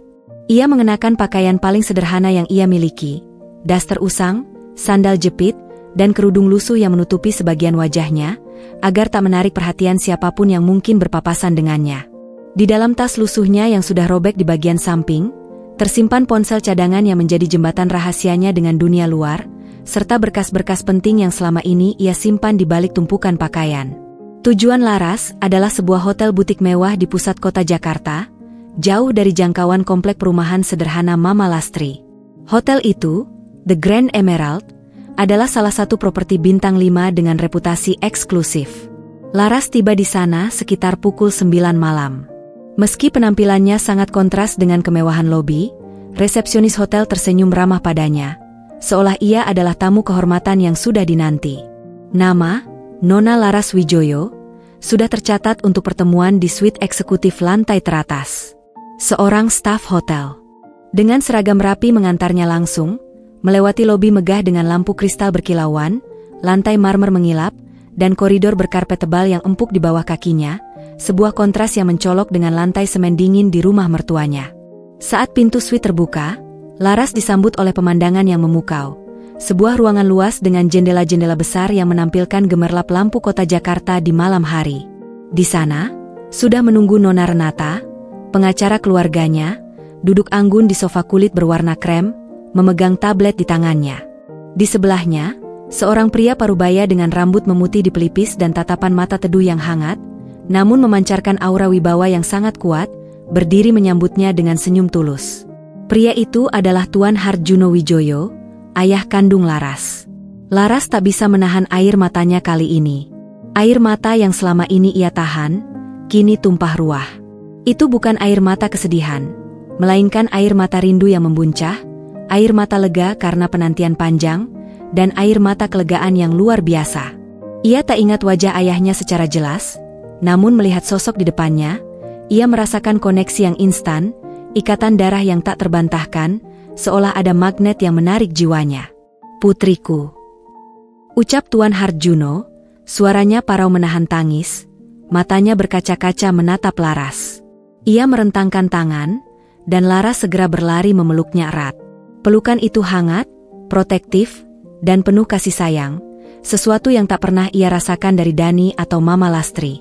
Selama ini, Laras hanya mengenal ayahnya sebagai Tuan A, dermawan yang memberinya kesempatan hidup layak dari kejauhan. Kini, sosok itu nyata, memeluknya, dan Laras merasa seperti menemukan potongan jiwanya yang hilang. Nona Renata tersenyum tipis, membiarkan momen haru itu berlalu sejenak, memberikan ruang bagi pertemuan ayah dan anak yang telah lama terpisah. Setelah Laras dan Tuan Harjuno sedikit tenang, mereka duduk bersama di sofa. Nona Renata menyerahkan beberapa dokumen penting. "Maafkan Papa, Nak," kata Tuan Harjuno, menatap Laras dengan mata berkaca-kaca. Suaranya penuh penyesalan. "Papa tidak pernah berhenti mencarimu. Setiap hari. Sejak kamu hilang, hidup Papa tidak pernah tenang. Tim detektif kami tidak pernah menyerah, bahkan setelah bertahun-tahun. Akhirnya, Renata berhasil melacakmu dari yayasan panti asuhan tempat kamu dibesarkan, mengikuti jejak dana yang Papa berikan." Laras mengangguk, menyeka air matanya. "Aku mengerti, Pak. Aku juga selalu berharap bisa menemukan Papa. Yang terpenting, kita sudah bertemu sekarang." Nona Renata kemudian mengambil alih pembicaraan, kembali ke mode profesionalnya yang dingin dan efisien. "Nona Laras, semua persiapan sudah 100% siap. Identitas Anda sebagai ahli waris tunggal grup Wijoyo telah diverifikasi dan didokumentasikan secara legal tanpa celah sedikitpun. Surat penetapan pengadilan terkait identitas Anda sudah kami kantongi, sah secara hukum. Dokumen-dokumen aset, termasuk properti mewah di berbagai kota besar di dunia, armada jet pribadi, kapal pesiar, dan ratusan saham mayoritas di berbagai perusahaan raksasa di bidang energi, teknologi, dan properti, semuanya telah dialihkan atas nama Anda dan siap diakses. Kami juga sudah menyiapkan tim khusus, termasuk pengawal pribadi dan tim media, untuk mengawal Anda besok ke pengadilan." Laras mendengarkan dengan saksama, sesekali mengangguk. Ia membiarkan Nona Renata menjelaskan rincian strategi untuk persidangan. Mereka akan datang tepat di saat hakim akan mengetuk palu putusan cerai, sebuah grand entrance yang diperhitungkan secara matang, dirancang untuk mengguncang ruang sidang dan semua yang hadir di dalamnya. Nona Renata juga menyampaikan beberapa informasi mengenai Mama Lastri dan Dani yang berhasil timnya kumpulkan. Kami menemukan beberapa transaksi mencurigakan terkait perusahaan Dani, seperti yang Anda duga, Nona. Ada indikasi penyalahgunaan dana perusahaan, penggelapan pajak kecil-kecilan, dan praktik yang tidak etis, mungkin atas desakan ibunya untuk menutupi gaya hidup boros mereka.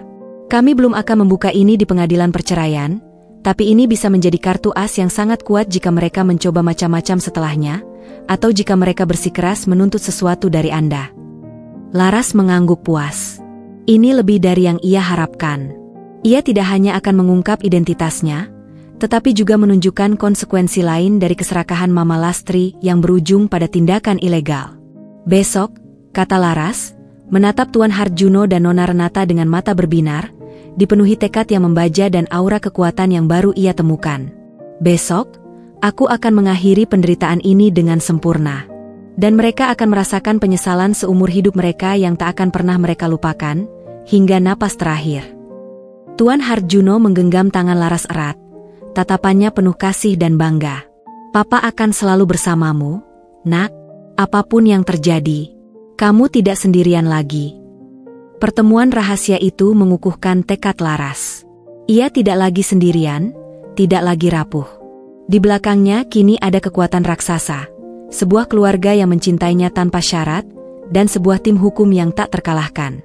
Mama Lastri dan Dani tak tahu apa yang menanti mereka. Mereka akan segera menghadapi badai besar yang selama ini mereka kira hanyalah gerimis kecil, badai yang akan menyapu bersih semua kebohongan dan keserakahan mereka. Udara di ruang sidang Pengadilan Agama Jakarta Selatan pagi itu terasa dingin. AC bekerja keras melawan gerah khas Jakarta, namun Laras merasa panas. Bukan karena demam atau kegugupan, melainkan kobaran api yang membakar tekadnya, sebuah amarah dingin yang memberinya kekuatan. Hari ini adalah hari penentuan. Hari di mana ia akan mengakhiri semua penderitaan yang telah ia alami selama bertahun-tahun dan memulai babak baru kehidupannya. Ia duduk di kursi tergugat, atau lebih tepatnya, kursi yang akan segera menjadi saksi bisu kejatuhan orang-orang yang pernah menyiksanya tanpa ampun. Seperti biasa, ia mengenakan pakaian paling sederhana yang ia miliki, daster longgar berwarna kusam, jilbab instan polos yang menutupi separuh wajahnya, dan ekspresi datar yang tidak dapat dibaca oleh siapapun. Ia terlihat seperti wanita lemah yang pasrah, yang sudah hancur dan menerima takdir. Persis seperti yang diinginkan Mama Lastri dan Dani. Di sisi lain ruang sidang, Mama Lastri duduk dengan angkuh di kursi penggugat. Ia mengenakan kebaya brokat berwarna merah menyala dengan bordiran emas yang mencolok, perhiasan emas bertingkat di leher dan lengannya, cincin batu safir besar di jari manisnya, seolah datang ke pesta mewah, bukan ke pengadilan. Wajahnya dipoles riasan tebal, dan senyum puas tak lepas dari bibirnya setiap kali ia melirik Laras.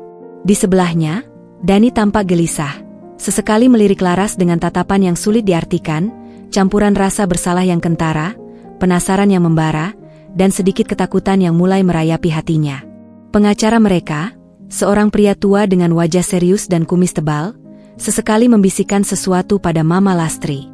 Mama Lastri hanya mengangguk-angguk dengan dagu terangkat tinggi, sesekali tersenyum sinis dan meremehkan ke arah Laras, seolah ini adalah kemenangan yang sudah pasti di tangannya. Sidang akan segera dimulai. Suara panitera mengumumkan dengan lantang, memecah ketegangan yang pekat di ruangan itu. Hakim memasuki ruangan, diikuti oleh dua stafnya. Semua orang berdiri sebagai tanda hormat, lalu kembali duduk setelah hakim mengambil tempat di kursi yang tinggi. Hakim membuka persidangan dengan membacakan agenda. Wajahnya terlihat bosan, mungkin sudah terbiasa dengan drama rumah tangga semacam ini.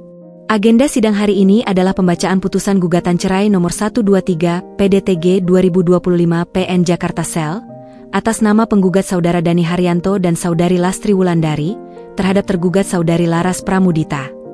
Suara hakim terdengar jelas dan tegas, menggema di seluruh ruang sidang.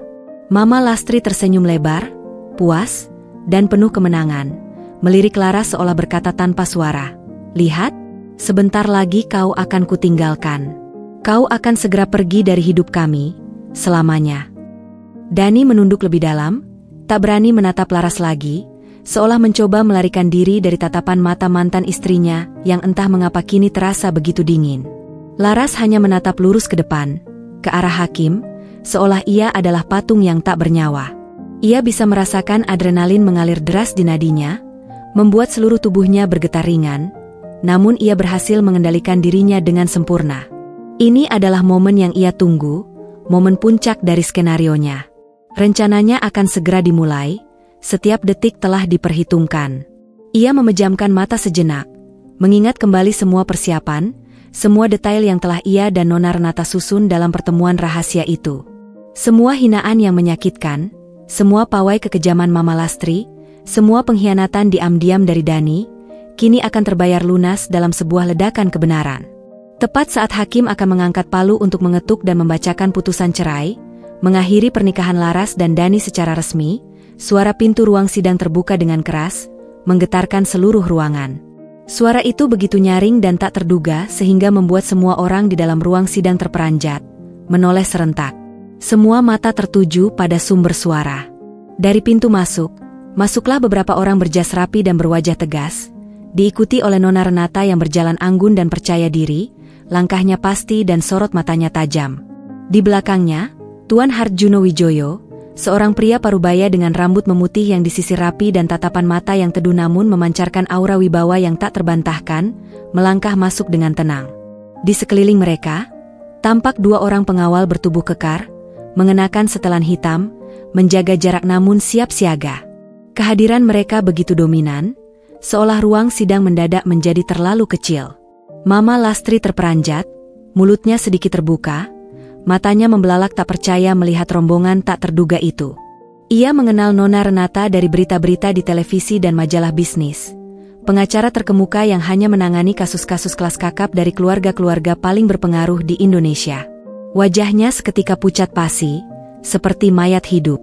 Dani juga terlihat kaget, langsung berdiri dari kursinya, matanya melebar tak percaya. Firasat buruk yang selama ini menggerogotinya kini terasa menjadi nyata. "Maaf, Yang Mulia Hakim," Nona Renata berbicara dengan suara lantang dan jelas, memenuhi ruang sidang yang mendadak hening total, seolah semua napas tertahan. Suaranya penuh otoritas dan keyakinan. "Kami dari firma hukum Renata Associates, dengan segala hormat, mewakili pihak tergugat, Nona Laras Pramudita." Hakim mengerutkan keningnya, bingung dan sedikit terganggu oleh interupsi tak terduga ini. "Ada apa ini, saudari pengacara? Sidang sudah akan saya putuskan. Anda tidak terdaftar sebagai kuasa hukum tergugat sebelumnya. Kami memiliki bukti baru dan sangat krusial, Yang Mulia," Nona Renata melanjutkan, nada suaranya tak sedikit pun goyah. Ia maju selangkah, sambil menyerahkan sebuah amplop tebal berwarna coklat keemasan kepada Panitera. Amplop itu tampak berharga, disegel dengan rapi. Bukti ini akan mengubah seluruh jalannya persidangan, dan juga status identitas dari tergugat, Saudari Laras Pramudita. Pandangan semua orang di ruang sidang beralih, dari Nona Renata ke Laras, lalu kembali ke rombongan yang baru datang. Mama Lastri menatap Laras dengan tatapan penuh tanya, ketakutan mulai merayapi wajahnya yang kini tidak lagi arogan. Ia melihat Nona Renata yang berdiri tegak di samping Laras, dan lebih mengejutkan lagi, Tuan Harjuno Wijoyo, sosok konglomerat yang wajahnya sering terpampang di majalah bisnis dan televisi, berdiri di belakang Laras, menatapnya dengan pandangan penuh kasih sayang. Mustahil. Apa hubungannya orang-orang sekelas itu dengan menantu miskinnya? Pikiran Mama Lastri kacau balau. Laras akhirnya mengangkat wajahnya, menatap lurus ke arah Mama Lastri dan Dani. Senyum tipis, namun penuh kemenangan, terukir di bibirnya. Sebuah senyum yang tak pernah mereka lihat sebelumnya. Senyum yang kini membawa kehancuran bagi mereka. Hari penentuan telah tiba. Badai yang ia janjikan, kini benar-benar datang. Keheningan mencengkeram ruang sidang, begitu pekat hingga suara detak jam dinding pun terdengar nyaring. Semua mata terpaku pada Nona Renata yang berdiri tegak, memegang berkas yang kini berada di tangan hakim. Mama Lastri dan Dani menatap Laras dengan campuran ketakutan yang kentara dan kebingungan yang tak bisa lagi mereka sembunyikan. Mereka tak tahu apa yang akan terjadi, Namun firasat buruk yang selama ini dirasakan Dani kini telah mencengkeram hati mereka berdua dengan kuat. Hakim mengambil berkas dari Panitera, membuka amplopnya yang tersegel rapi, dan mulai membaca isinya. Wajahnya yang semula datar, nyaris bosan, kini menunjukkan ekspresi terkejut yang kentara. Matanya sedikit membelalak. Ia membaca dengan teliti setiap lembar dokumen, sesekali mengangkat alisnya, lalu menatap Laras dengan pandangan yang sama sekali berbeda dari sebelumnya. Penuh hormat, takjub, bahkan sedikit tidak percaya. "Saudari Laras Pramudita," ucap Hakim, suaranya kini terdengar lebih berhati-hati, hampir ragu, seolah takut salah mengucapkan nama. Ia melirik kembali berkas di tangannya. "Apakah benar Anda adalah Nona Laras Wijoyo, putri tunggal dari Bapak Harjuno Wijoyo, pemilik dan pendiri grup Wijoyo, salah satu konglomerat terbesar di Asia Tenggara?" Pertanyaan itu bagai petir di siang bolong, menyambar telinga semua yang hadir. Ruang sidang yang hening mendadak riuh dengan bisikan dan gumaman. Suara kursi yang bergeser, derit meja, dan napas yang tertahan memenuhi ruangan. Mama Lastri terkesiap, tangannya yang penuh perhiasan menutup mulutnya yang menganga lebar. Matanya membelalak, menatap Laras dan Tuan Harjuno bergantian, otaknya berusaha keras mencerna informasi yang sungguh di luar nalar, jauh melampaui mimpi terliarnya akan kemewahan. Dani, di sampingnya, juga membatu, wajahnya pucat pasi seperti mayat. Ia memandang Laras, lalu berkas yang pernah ia temukan di kamar Laras, kepingan puzzle yang samar itu kini menyatu membentuk gambaran yang menakutkan, sebuah kebenaran yang menghantamnya dengan telak. Laras berdiri dengan tenang, mengangkat wajahnya, menatap lurus ke arah Hakim, lalu mengalihkan pandangannya perlahan ke arah Mama Lastri dan Dani. Tidak ada rasa sakit, kebencian, atau amarah yang terlihat di matanya, hanya ketenangan yang dingin, tegas, dan penuh wibawa. Senyum tipis nan misterius terukir di bibirnya. "Benar, Yang Mulia Hakim," jawab Laras dengan suara jelas, mantap, dan resonan, memenuhi ruang sidang. Suaranya bukan lagi suara wanita tertindas yang dulu mereka kenal, yang selalu terbata-bata dan penuh ketakutan, melainkan suara seorang wanita berkuasa yang telah menemukan kembali tempatnya, sebuah identitas yang telah lama tersembunyi. "Saya adalah Laras Wijoyo. Laras Pramudita adalah nama yang saya gunakan selama saya bersembunyi dari penculik dan selama saya menempuh hidup sederhana di panti asuhan, untuk alasan keamanan." Mama Lastri sontak berdiri, tangannya menunjuk-nunjuk Laras dengan gemetar, jarinya bergetar hebat seolah kehilangan kendali. "Tidak mungkin. Dia bohong, Yang Mulia. Dia itu anak panti asuhan miskin. Tidak punya apa-apa selain daster lusuh dan wajah polos. Dia hanya ingin mempermainkan kami, ingin menipu pengadilan." Teriaknya histeris, suaranya melengking tinggi, nyaris tanpa kendali, menarik perhatian semua orang. Nona Renata maju selangkah, menatap Mama Lastri dengan tatapan tajam dan meremehkan. "Dengan hormat, Yang Mulia Hakim," ucapnya tenang namun tegas. "Kami memiliki semua bukti sah dan tak terbantahkan untuk menguatkan pernyataan Nona Laras Wijoyo. Mulai dari hasil tes DNA yang telah diverifikasi oleh lembaga independen, akta kelahiran asli Nona Laras Wijoyo, laporan forensik lengkap dari kasus penculikan beliau 20 tahun lalu, surat penetapan pengadilan yang mengesahkan identitas Nona Laras Wijoyo sebagai ahli waris tunggal grup Wijoyo, hingga rekam jejak keuangan dan aset-aset beliau yang sangat substansial. Semua sudah terlampir lengkap dan terstruktur rapi dalam berkas yang baru saja Anda terima. Bapak Harjuno Wijoyo sendiri hadir di sini sebagai saksi langsung dan mengonfirmasi identitas putrinya." Tuan Harjuno Wijoyo maju beberapa langkah, tatapannya tegas dan penuh ancaman ke arah Mama Lastri dan Dani. "Saya adalah ayah kandung Laras. Putri saya hilang puluhan tahun, dan kini kami akhirnya menemukannya. Dia telah melalui banyak penderitaan karena statusnya yang tidak diketahui, dan saya tidak akan membiarkan ada lagi yang menyakitinya, apalagi yang menuduhnya penipu." Suara Tuan Harjuno, meski tenang, memiliki bobot yang mampu membuat bulu kuduk merinding. Pernyataan Tuan Harjuno membuat Mama Lastri seperti kehilangan napas. Seluruh udara keluar dari paru-parunya. Ia terhuyung mundur, tangannya mencengkeram dada, seolah baru saja diserang. Wajahnya yang semula diwarnai kemarahan kini berubah menjadi pucat pasi, kemudian memerah padam karena amarah dan rasa malu yang meluap, disusul dengan keringat dingin yang mengucur deras di dahinya, membasahi riasan tebalnya. "Anak konglomerat," Wijoyo yang hilang? Jadi selama ini, aku sudah membuang permata. Gumaman itu nyaris tak terdengar, namun kengerian di matanya terlihat jelas, memenuhi relung jiwanya. Dunia Lastri seolah runtuh dalam sekejap.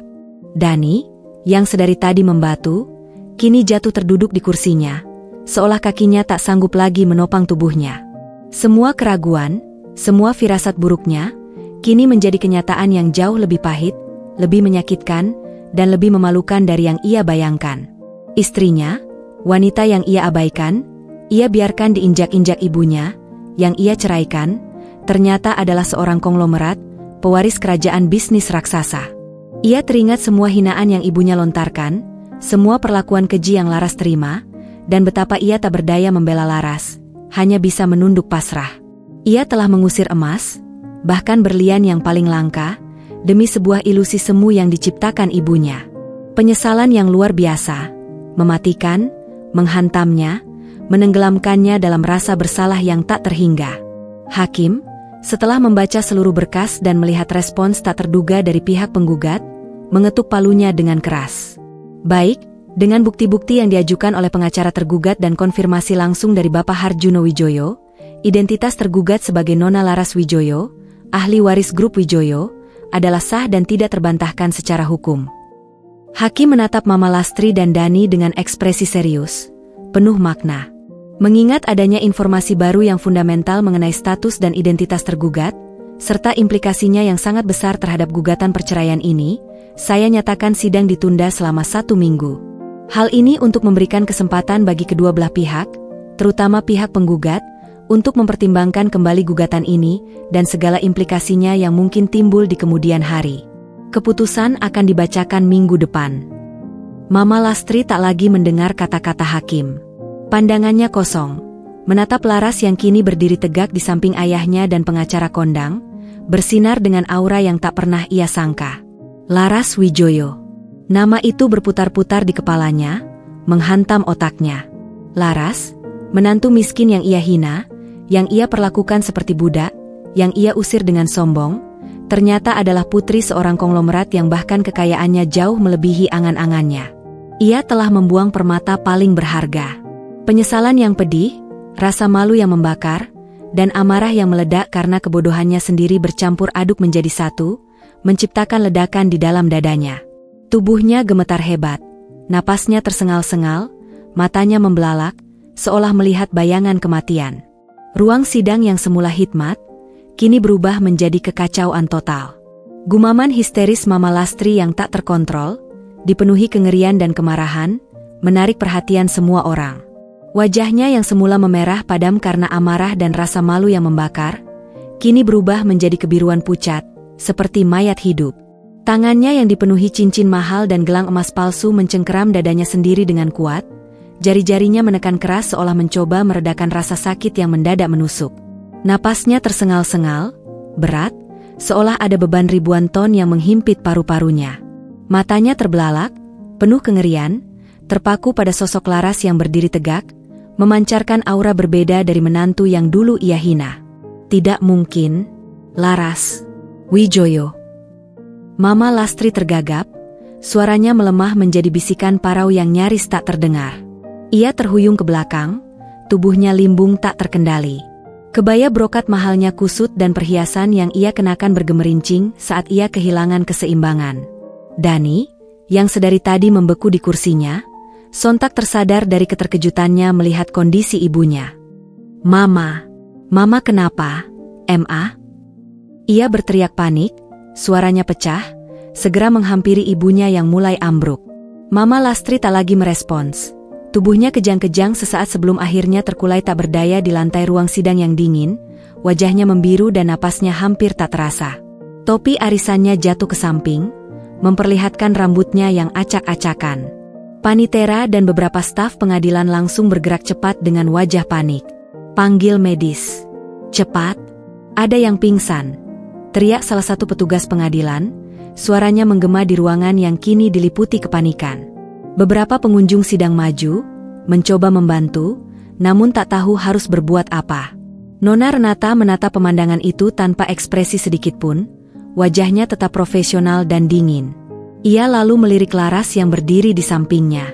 Laras sendiri tetap tenang, wajahnya datar, tanpa menunjukkan emosi apapun, baik itu simpati, kesedihan, atau bahkan kemenangan yang meluap-luap. Ia melihat Mama Lastri yang terkapar tak berdaya, melihat Dani yang berteriak-teriak histeris, memanggil-manggil nama ibunya, berusaha membangunkan ibunya dengan panik. Laras tak merasakan simpati. Yang ia rasakan hanyalah kekosongan yang dingin, dan sedikit rasa puas yang membeku di relung hatinya. Semua rasa sakit, penderitaan, dan hinaan yang ia alami selama 5 tahun terakhir seolah terbayar lunas di momen ini.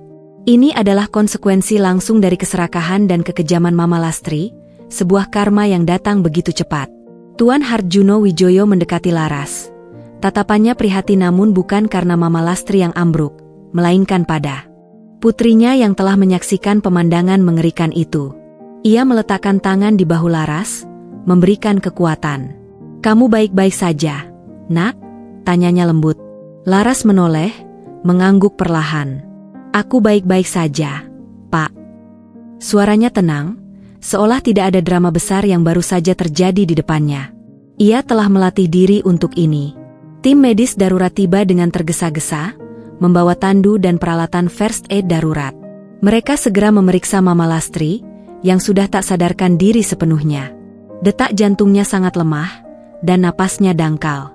Serangan jantung. Ini serangan jantung. Kita harus segera membawanya ke rumah sakit terdekat. "Cepat!" teriak salah satu para medis. Suaranya mendesak. Dani dengan sigap menggendong ibunya, dibantu oleh para petugas, dan bergegas keluar dari ruang sidang, menuju ambulans yang sudah menunggu di luar gedung pengadilan. Tangisannya pilu, memanggil-manggil nama ibunya berulang kali, suaranya menghilang seiring langkah mereka menjauh. Ia tak peduli lagi pada apapun, fokusnya hanya pada nyawa ibunya. Ruang sidang yang tadinya gaduh, kini kembali hening, namun dengan suasana yang jauh lebih tegang dan syok. Hakim memandang Nona Renata dengan serius. Mengingat kejadian ini, sidang ditunda hingga waktu yang belum ditentukan. "Saya akan menunggu perkembangan kesehatan Saudari Lastri Wulandari. Nona Renata dan Nona Laras, saya harap Anda bisa tetap berkoordinasi dengan pengadilan mengenai kelanjutan kasus ini." Nona Renata mengangguk, menguasai situasi dengan cepat. "Baik, Yang Mulia. Kami akan menunggu kabar selanjutnya dari pihak pengadilan. Terima kasih." Laras, ditemani Tuan Harjuno dan Nona Renata, melangkah keluar dari ruang sidang dengan kepala tegak. Ia melirik sekilas ke arah pintu tempat Dani dan Mama Lastri menghilang, melihat jejak kekacauan yang mereka tinggalkan. Tidak ada rasa kemenangan yang meluap-luap, hanya ketenangan yang menaungi. Ini adalah awal dari babak baru. Mereka telah membayar harga dari perlakuan mereka. Namun, Laras tahu, perjuangannya belum sepenuhnya selesai. Masih ada konsekuensi hukum dan sosial yang harus mereka hadapi. Di luar gedung pengadilan, kerumunan awak media dan wartawan yang sudah menunggu sejak pagi langsung menyerbu mereka. Kamera berkedip-kedip, mikrofon diacungkan. Nona Renata dengan sigap menghalangi Laras. Sementara Tuan Harjuno memberikan pernyataan singkat namun tegas yang menegaskan status Laras sebagai putri kandungnya dan ahli waris sah grup Wijoyo. "Putri saya, Laras Wijoyo, telah ditemukan setelah puluhan tahun. Kami mohon privasi beliau dan keluarga di masa sulit ini," ucapnya singkat. Berita ini akan menyebar dengan cepat, menjadi tamparan keras yang tak terbayangkan bagi Mama Lastri dan Dani, yang kini berjuang di ambang maut dan kehancuran reputasi mereka di mata publik. Dunia mereka baru saja terguncang hebat, dan ini baru permulaan. Berita tentang kejadian dramatis di ruang sidang Pengadilan Agama Jakarta Selatan menyebar bagaikan api liar. Dalam hitungan jam, media massa di seluruh Indonesia, dari portal berita online terkemuka hingga stasiun televisi nasional, gempar. Tajuk utama di mana-mana menampilkan wajah Laras yang tampak datar dan tenang di ruang sidang, disandingkan dengan foto Tuan Harjuno Wijoyo yang karismatik dan gagah. Sebuah kejutan besar bagi masyarakat Indonesia, terutama mereka yang mengikuti berita selebritas dan dunia konglomerat. Menantu miskin penggugat cerai adalah ahli waris grup Wijoyo, terungkapnya identitas putri konglomerat. Drama pengadilan cerai hari ini, mertua kritis akibat serangan jantung saat identitas asli menantu terungkap. Putri konglomerat yang hilang 20 tahun lalu ditemukan, kisah cintanya berakhir tragis di meja hijau perceraian.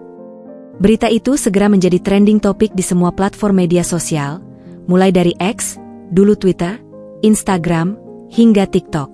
Warganet, yang dikenal kejam dan cepat menilai, terbelah menjadi dua kubu besar. Ada yang bersimpati penuh pada Laras, mengecam Mama Lastri dan Dani atas perlakuan keji dan keserakahan mereka yang kini terungkap. Kisah Laras yang bangkit dari penderitaan dan penindasan menjadi inspirasi, sebuah dongeng modern tentang karma dan keadilan. Namun, tak sedikit pula yang meragukan niat Laras, menuduhnya sengaja menyembunyikan identitas hanya untuk membalas dendam dengan cara yang paling menyakitkan. Itu karma yang setimpal buat Mama Lastri. Jangan pernah meremehkan orang, apalagi menindas, tulis seorang netizen di X, yang segera mendapat ribuan retweet. Dani pasti nyesel 7 turunan, kehilangan berlian demi sampah, timpal yang lain, penuh emosi. Paling Larasnya juga punya niat buruk. Kenapa baru sekarang ngaku kalau dia kaya raya? Ini pasti cuma drama balas dendam. Komentar sinis dari kubu yang meragukan, mencoba mencari celah untuk menjatuhkan Laras. Rumah sakit tempat Mama Lastri dirawat pun tak luput dari sorotan media. Wartawan dan paparazzi berkerumun di lobi, di depan IGD, bahkan hingga ke area parkir, berharap mendapatkan kabar terbaru mengenai kondisi Mama Lastri atau setidaknya pernyataan dari Dani. Kondisi Mama Lastri dikabarkan kritis akibat serangan jantung mendadak yang dipicu oleh syok berat dan tekanan emosional yang luar biasa. Dani, dengan wajah kacau, rambut acak-acakan, dan mata sembab yang tak bisa menyembunyikan penderitaannya, terus-menerus mendampingi ibunya di ICU, menolak memberikan pernyataan apapun kepada media. Ia tak tahu harus berkata apa. Kata-kata penyesalan pun terasa tidak cukup. Dunia yang ia kenal telah terbalik 180 derajat. Ia bukan hanya kehilangan Laras, tetapi juga berpotensi kehilangan ibunya, dan kini reputasinya hancur lebur di mata publik. Pekerjaannya pun terancam, mengingat sorotan media yang tak henti. Di tengah kegaduhan dan hiruk-pikuk publik itu, Laras tetap tenang dan terkendali. Ia berada di salah satu properti milik keluarganya yang baru saja direnovasi total. Sebuah penthouse mewah dengan pemandangan kota yang menakjubkan, jauh dari sorotan media dan kerumunan yang mengintai. Nona Renata dan Tuan Harjuno yang mengelola semua urusan publik dan hukum. Nona Renata segera mengadakan konferensi pers singkat yang sangat rencana, menjelaskan garis besar kisah penculikan Laras di masa kecil dan bagaimana ia dibesarkan tanpa mengetahui identitas aslinya selama bertahun-tahun. Ia juga menegaskan bahwa Laras tidak memiliki niat untuk mengambil alih aset Dani atau keluarganya, melainkan hanya ingin meluruskan status hukumnya dan mengakhiri pernikahan yang telah menyebabkan penderitaan fisik dan mental selama bertahun-tahun. Nona Laras Wijoyo tidak akan menuntut harta gonogini dari pernikahan ini. Beliau hanya ingin meluruskan status hukumnya dan mengakhiri hubungan yang telah merugikannya. Beliau adalah pewaris sah grup Wijoyo, dan kekayaan beliau jauh melampaui apapun yang bisa diberikan oleh pihak penggugat, ujar Nona Renata di depan kamera, suaranya tegas, profesional, dan meyakinkan, mematahkan banyak spekulasi. Pernyataan ini sedikit meredakan rumor, namun spekulasi tetap bertebaran di berbagai sudut. Laras sendiri, di bawah bimbingan Nona Renata, mulai merumuskan langkah selanjutnya dengan kepala dingin. Pertama, ia ingin menyelesaikan proses perceraian dengan Dani secara resmi dan tanpa hambatan lagi, memastikan semua administrasi hukum berjalan lancar. Kedua, ia ingin mulai mendalami bisnis keluarganya. Tuan Harjuno telah menawarkan untuk memperkenalkan Laras pada jajaran direksi senior dan menjelaskan operasional grup Wijoyo secara menyeluruh. Ini bukan hanya tentang balas dendam, Nak, Tuan Harjuno mengingatkan Laras dengan lembut saat mereka duduk di private study penthouse itu. Ini tentang membangun kembali hidupmu, mengambil alih masa depan yang seharusnya kamu miliki sejak dulu, dan menggunakan kekuatan ini untuk hal yang baik. Laras mengangguk, matanya menunjukkan tekad yang kuat. Ia tahu itu. Balas dendam hanyalah babak awal, sebuah penutup dari kisah lama. Babak selanjutnya adalah tentang mengambil kendali penuh atas takdirnya sendiri, sesuatu yang Mama Lastri coba renggut darinya selama ini. Ia juga meminta Nona Renata untuk memantau terus kasus Mama Lastri dan kondisi Dani. Laras tidak ingin mereka sengsara sepenuhnya dalam artian mati. Namun ia ingin Mama Lastri dan Dani merasakan konsekuensi nyata dan jangka panjang dari perbuatan mereka. Terutama bagi Dani, Laras menginginkan sebuah pelajaran yang tak akan pernah ia lupakan seumur hidupnya, agar ia tidak lagi menjadi boneka yang penurut dan pengecut. Setelah semua proses hukum ini selesai, aku akan fokus pada pendidikanku yang tertunda dan mempelajari seluk-beluk perusahaan. Pak, kata Laras pada Tuan Harjuno. Tapi, aku ingin memastikan semua proses ini berjalan adil. Pak, aku tidak ingin mereka lepas begitu saja dari tanggung jawab atas apa yang mereka lakukan padaku. Tuan Harjuno tersenyum bangga pada putrinya yang kuat. Tentu, Nak, kita akan pastikan itu. Keadilan akan ditegakkan. Laras tahu, perjalanan masih panjang. Tapi kini ia tidak lagi sendirian. Ia punya kekuatan yang tak terhingga, keluarga yang mencintainya, dan tekad yang membara untuk membangun masa depannya. Ia telah mengakhiri babak penderitaan, dan kini siap untuk babak baru yang penuh tantangan, namun juga penuh potensi dan kebebasan yang sesungguhnya. 1 bulan berlalu. Mama Lastri berhasil melewati masa kritisnya. Namun kini ia harus berjuang dengan pemulihan pasca serangan jantung yang panjang dan sulit. Kondisinya stabil, namun ia menjadi sangat lemah, sering linglung, dan harus bergantung penuh pada Dani. Yang lebih parah, keangkuhan dan harga dirinya hancur berkeping-keping. Berita tentang Laras Wijoyo telah menyebar luas, membuatnya menjadi bahan gunjingan di mana-mana. Teman-teman arisan Mama Lastri, yang dulu ia banggakan, kini menjauh, sebagian besar karena rasa malu atau takut terlibat. Sementara itu, Dani, dengan beban ibunya yang sakit dan reputasinya yang tercoreng, harus berjuang keras. Perusahaan tempatnya bekerja mulai melakukan investigasi internal terkait indikasi penyelewengan dana yang pernah Nona Renata singgung. Meski Laras tidak membuka kasus itu, berita tentang skandal perceraian Dani yang heboh dan identitas Laras sebagai ahli waris grup Wijoyo secara tidak langsung memicu perhatian pada segala aset dan keuangan terkait Dani. Pekerjaannya terancam, dan ia kini merasakan tekanan finansial yang sesungguhnya. Ia sering terlihat kurus, pucat, dan selalu membawa beban di pundaknya.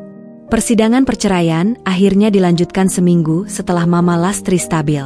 Laras datang ditemani Nona Renata dan Tuan Harjuno. Dani datang sendiri, tanpa ibunya yang masih di rumah sakit. Suasana kali ini jauh lebih tenang, namun penuh ketegangan. Dani tidak lagi menatap Laras dengan sinis atau meremehkan, melainkan dengan tatapan penuh penyesalan yang mendalam dan putus asa. Bagaimana saudara Dani Haryanto? Apakah gugatan perceraian ini akan dilanjutkan? Tanya hakim. Dani menunduk. Yang mulia hakim, saya mencabut gugatan cerai saya. Suaranya bergetar. Ia menatap Laras dengan tatapan memohon. Laras, aku minta maaf. Aku tahu aku telah melakukan kesalahan besar. Aku mohon, berikan aku kesempatan kedua. Laras menatapnya. Hatinya tidak bergeming. Ia telah melangkah terlalu jauh untuk kembali.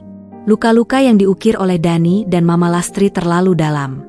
Maaf, Dani, kata Laras, suaranya tenang namun tegas. Aku tidak bisa. Terlalu banyak hal yang sudah terjadi. Aku sudah lelah. Nona Renata kemudian maju. Yang mulia hakim, meskipun pihak penggugat mencabut gugatannya, pihak tergugat, Nona Laras Wijoyo, tetap ingin mengajukan gugatan balik untuk perceraian. Beliau ingin proses ini diselesaikan secara hukum, berdasarkan fakta bahwa pernikahan ini sudah tidak dapat dipertahankan. Hakim mengangguk. Proses berlangsung cepat.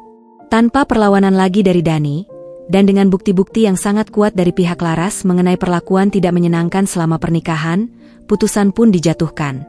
Berdasarkan bukti-bukti yang ada dan kesaksian yang telah diberikan, serta keinginan kedua belah pihak untuk berpisah, dengan ini Pengadilan Agama Jakarta Selatan mengabulkan gugatan cerai saudari Laras Wijoyo terhadap saudara Dani Haryanto. Keduanya resmi bercerai terhitung hari ini, tanpa pembagian harta gonogini. Palu hakim diketuk, mengakhiri babak pahit dalam hidup Laras. Laras menghela napas lega. Ia melirik Dani yang kini duduk membatu, menunduk pasrah. Ini adalah akhir yang ia inginkan. Bukan kehancuran total, melainkan sebuah pelajaran yang sangat mahal. Dani akan hidup dengan penyesalan, menjaga ibunya yang sakit, dan menghadapi konsekuensi dari pilihannya. Beberapa hari kemudian, Laras secara resmi diperkenalkan sebagai Wakil Direktur Utama Grup Wijoyo. Dengan bimbingan Tuan Harjuno dan Nona Renata, ia mulai terjun langsung ke dunia bisnis yang kompleks. Laras mengambil kuliah daring untuk menyelesaikan pendidikannya yang sempat tertunda, menunjukkan bahwa kecerdasannya tidak luntur. Ia membiayai beberapa panti asuhan di Indonesia, termasuk panti asuhan tempat ia dibesarkan, memastikan anak-anak di sana mendapatkan pendidikan dan kasih sayang yang lebih baik. Sementara Laras melangkah maju, membangun kerajaan dan kehidupannya yang baru, Dani dan Mama Lastri terperangkap dalam konsekuensi perbuatan mereka. Mama Lastri terbaring lemah, hidup dalam penyesalan yang terus-menerus. Dani merawat ibunya, bekerja keras untuk menutupi masalah finansial dan hukum yang menimpanya. Setiap melihat berita tentang kesuksesan Laras Wijoyo, hati mereka mencelos, dipenuhi rasa iri, penyesalan, dan rasa malu yang tak terhingga. Mereka telah kehilangan berlian demi debu. Laras tidak lagi membenci mereka. Ia telah mencapai keadilan yang ia inginkan, dan kini ia hanya fokus pada masa depannya. Sebuah akhir yang tidak terduga bagi banyak orang, namun bagi Laras, ini adalah keadilan yang sempurna.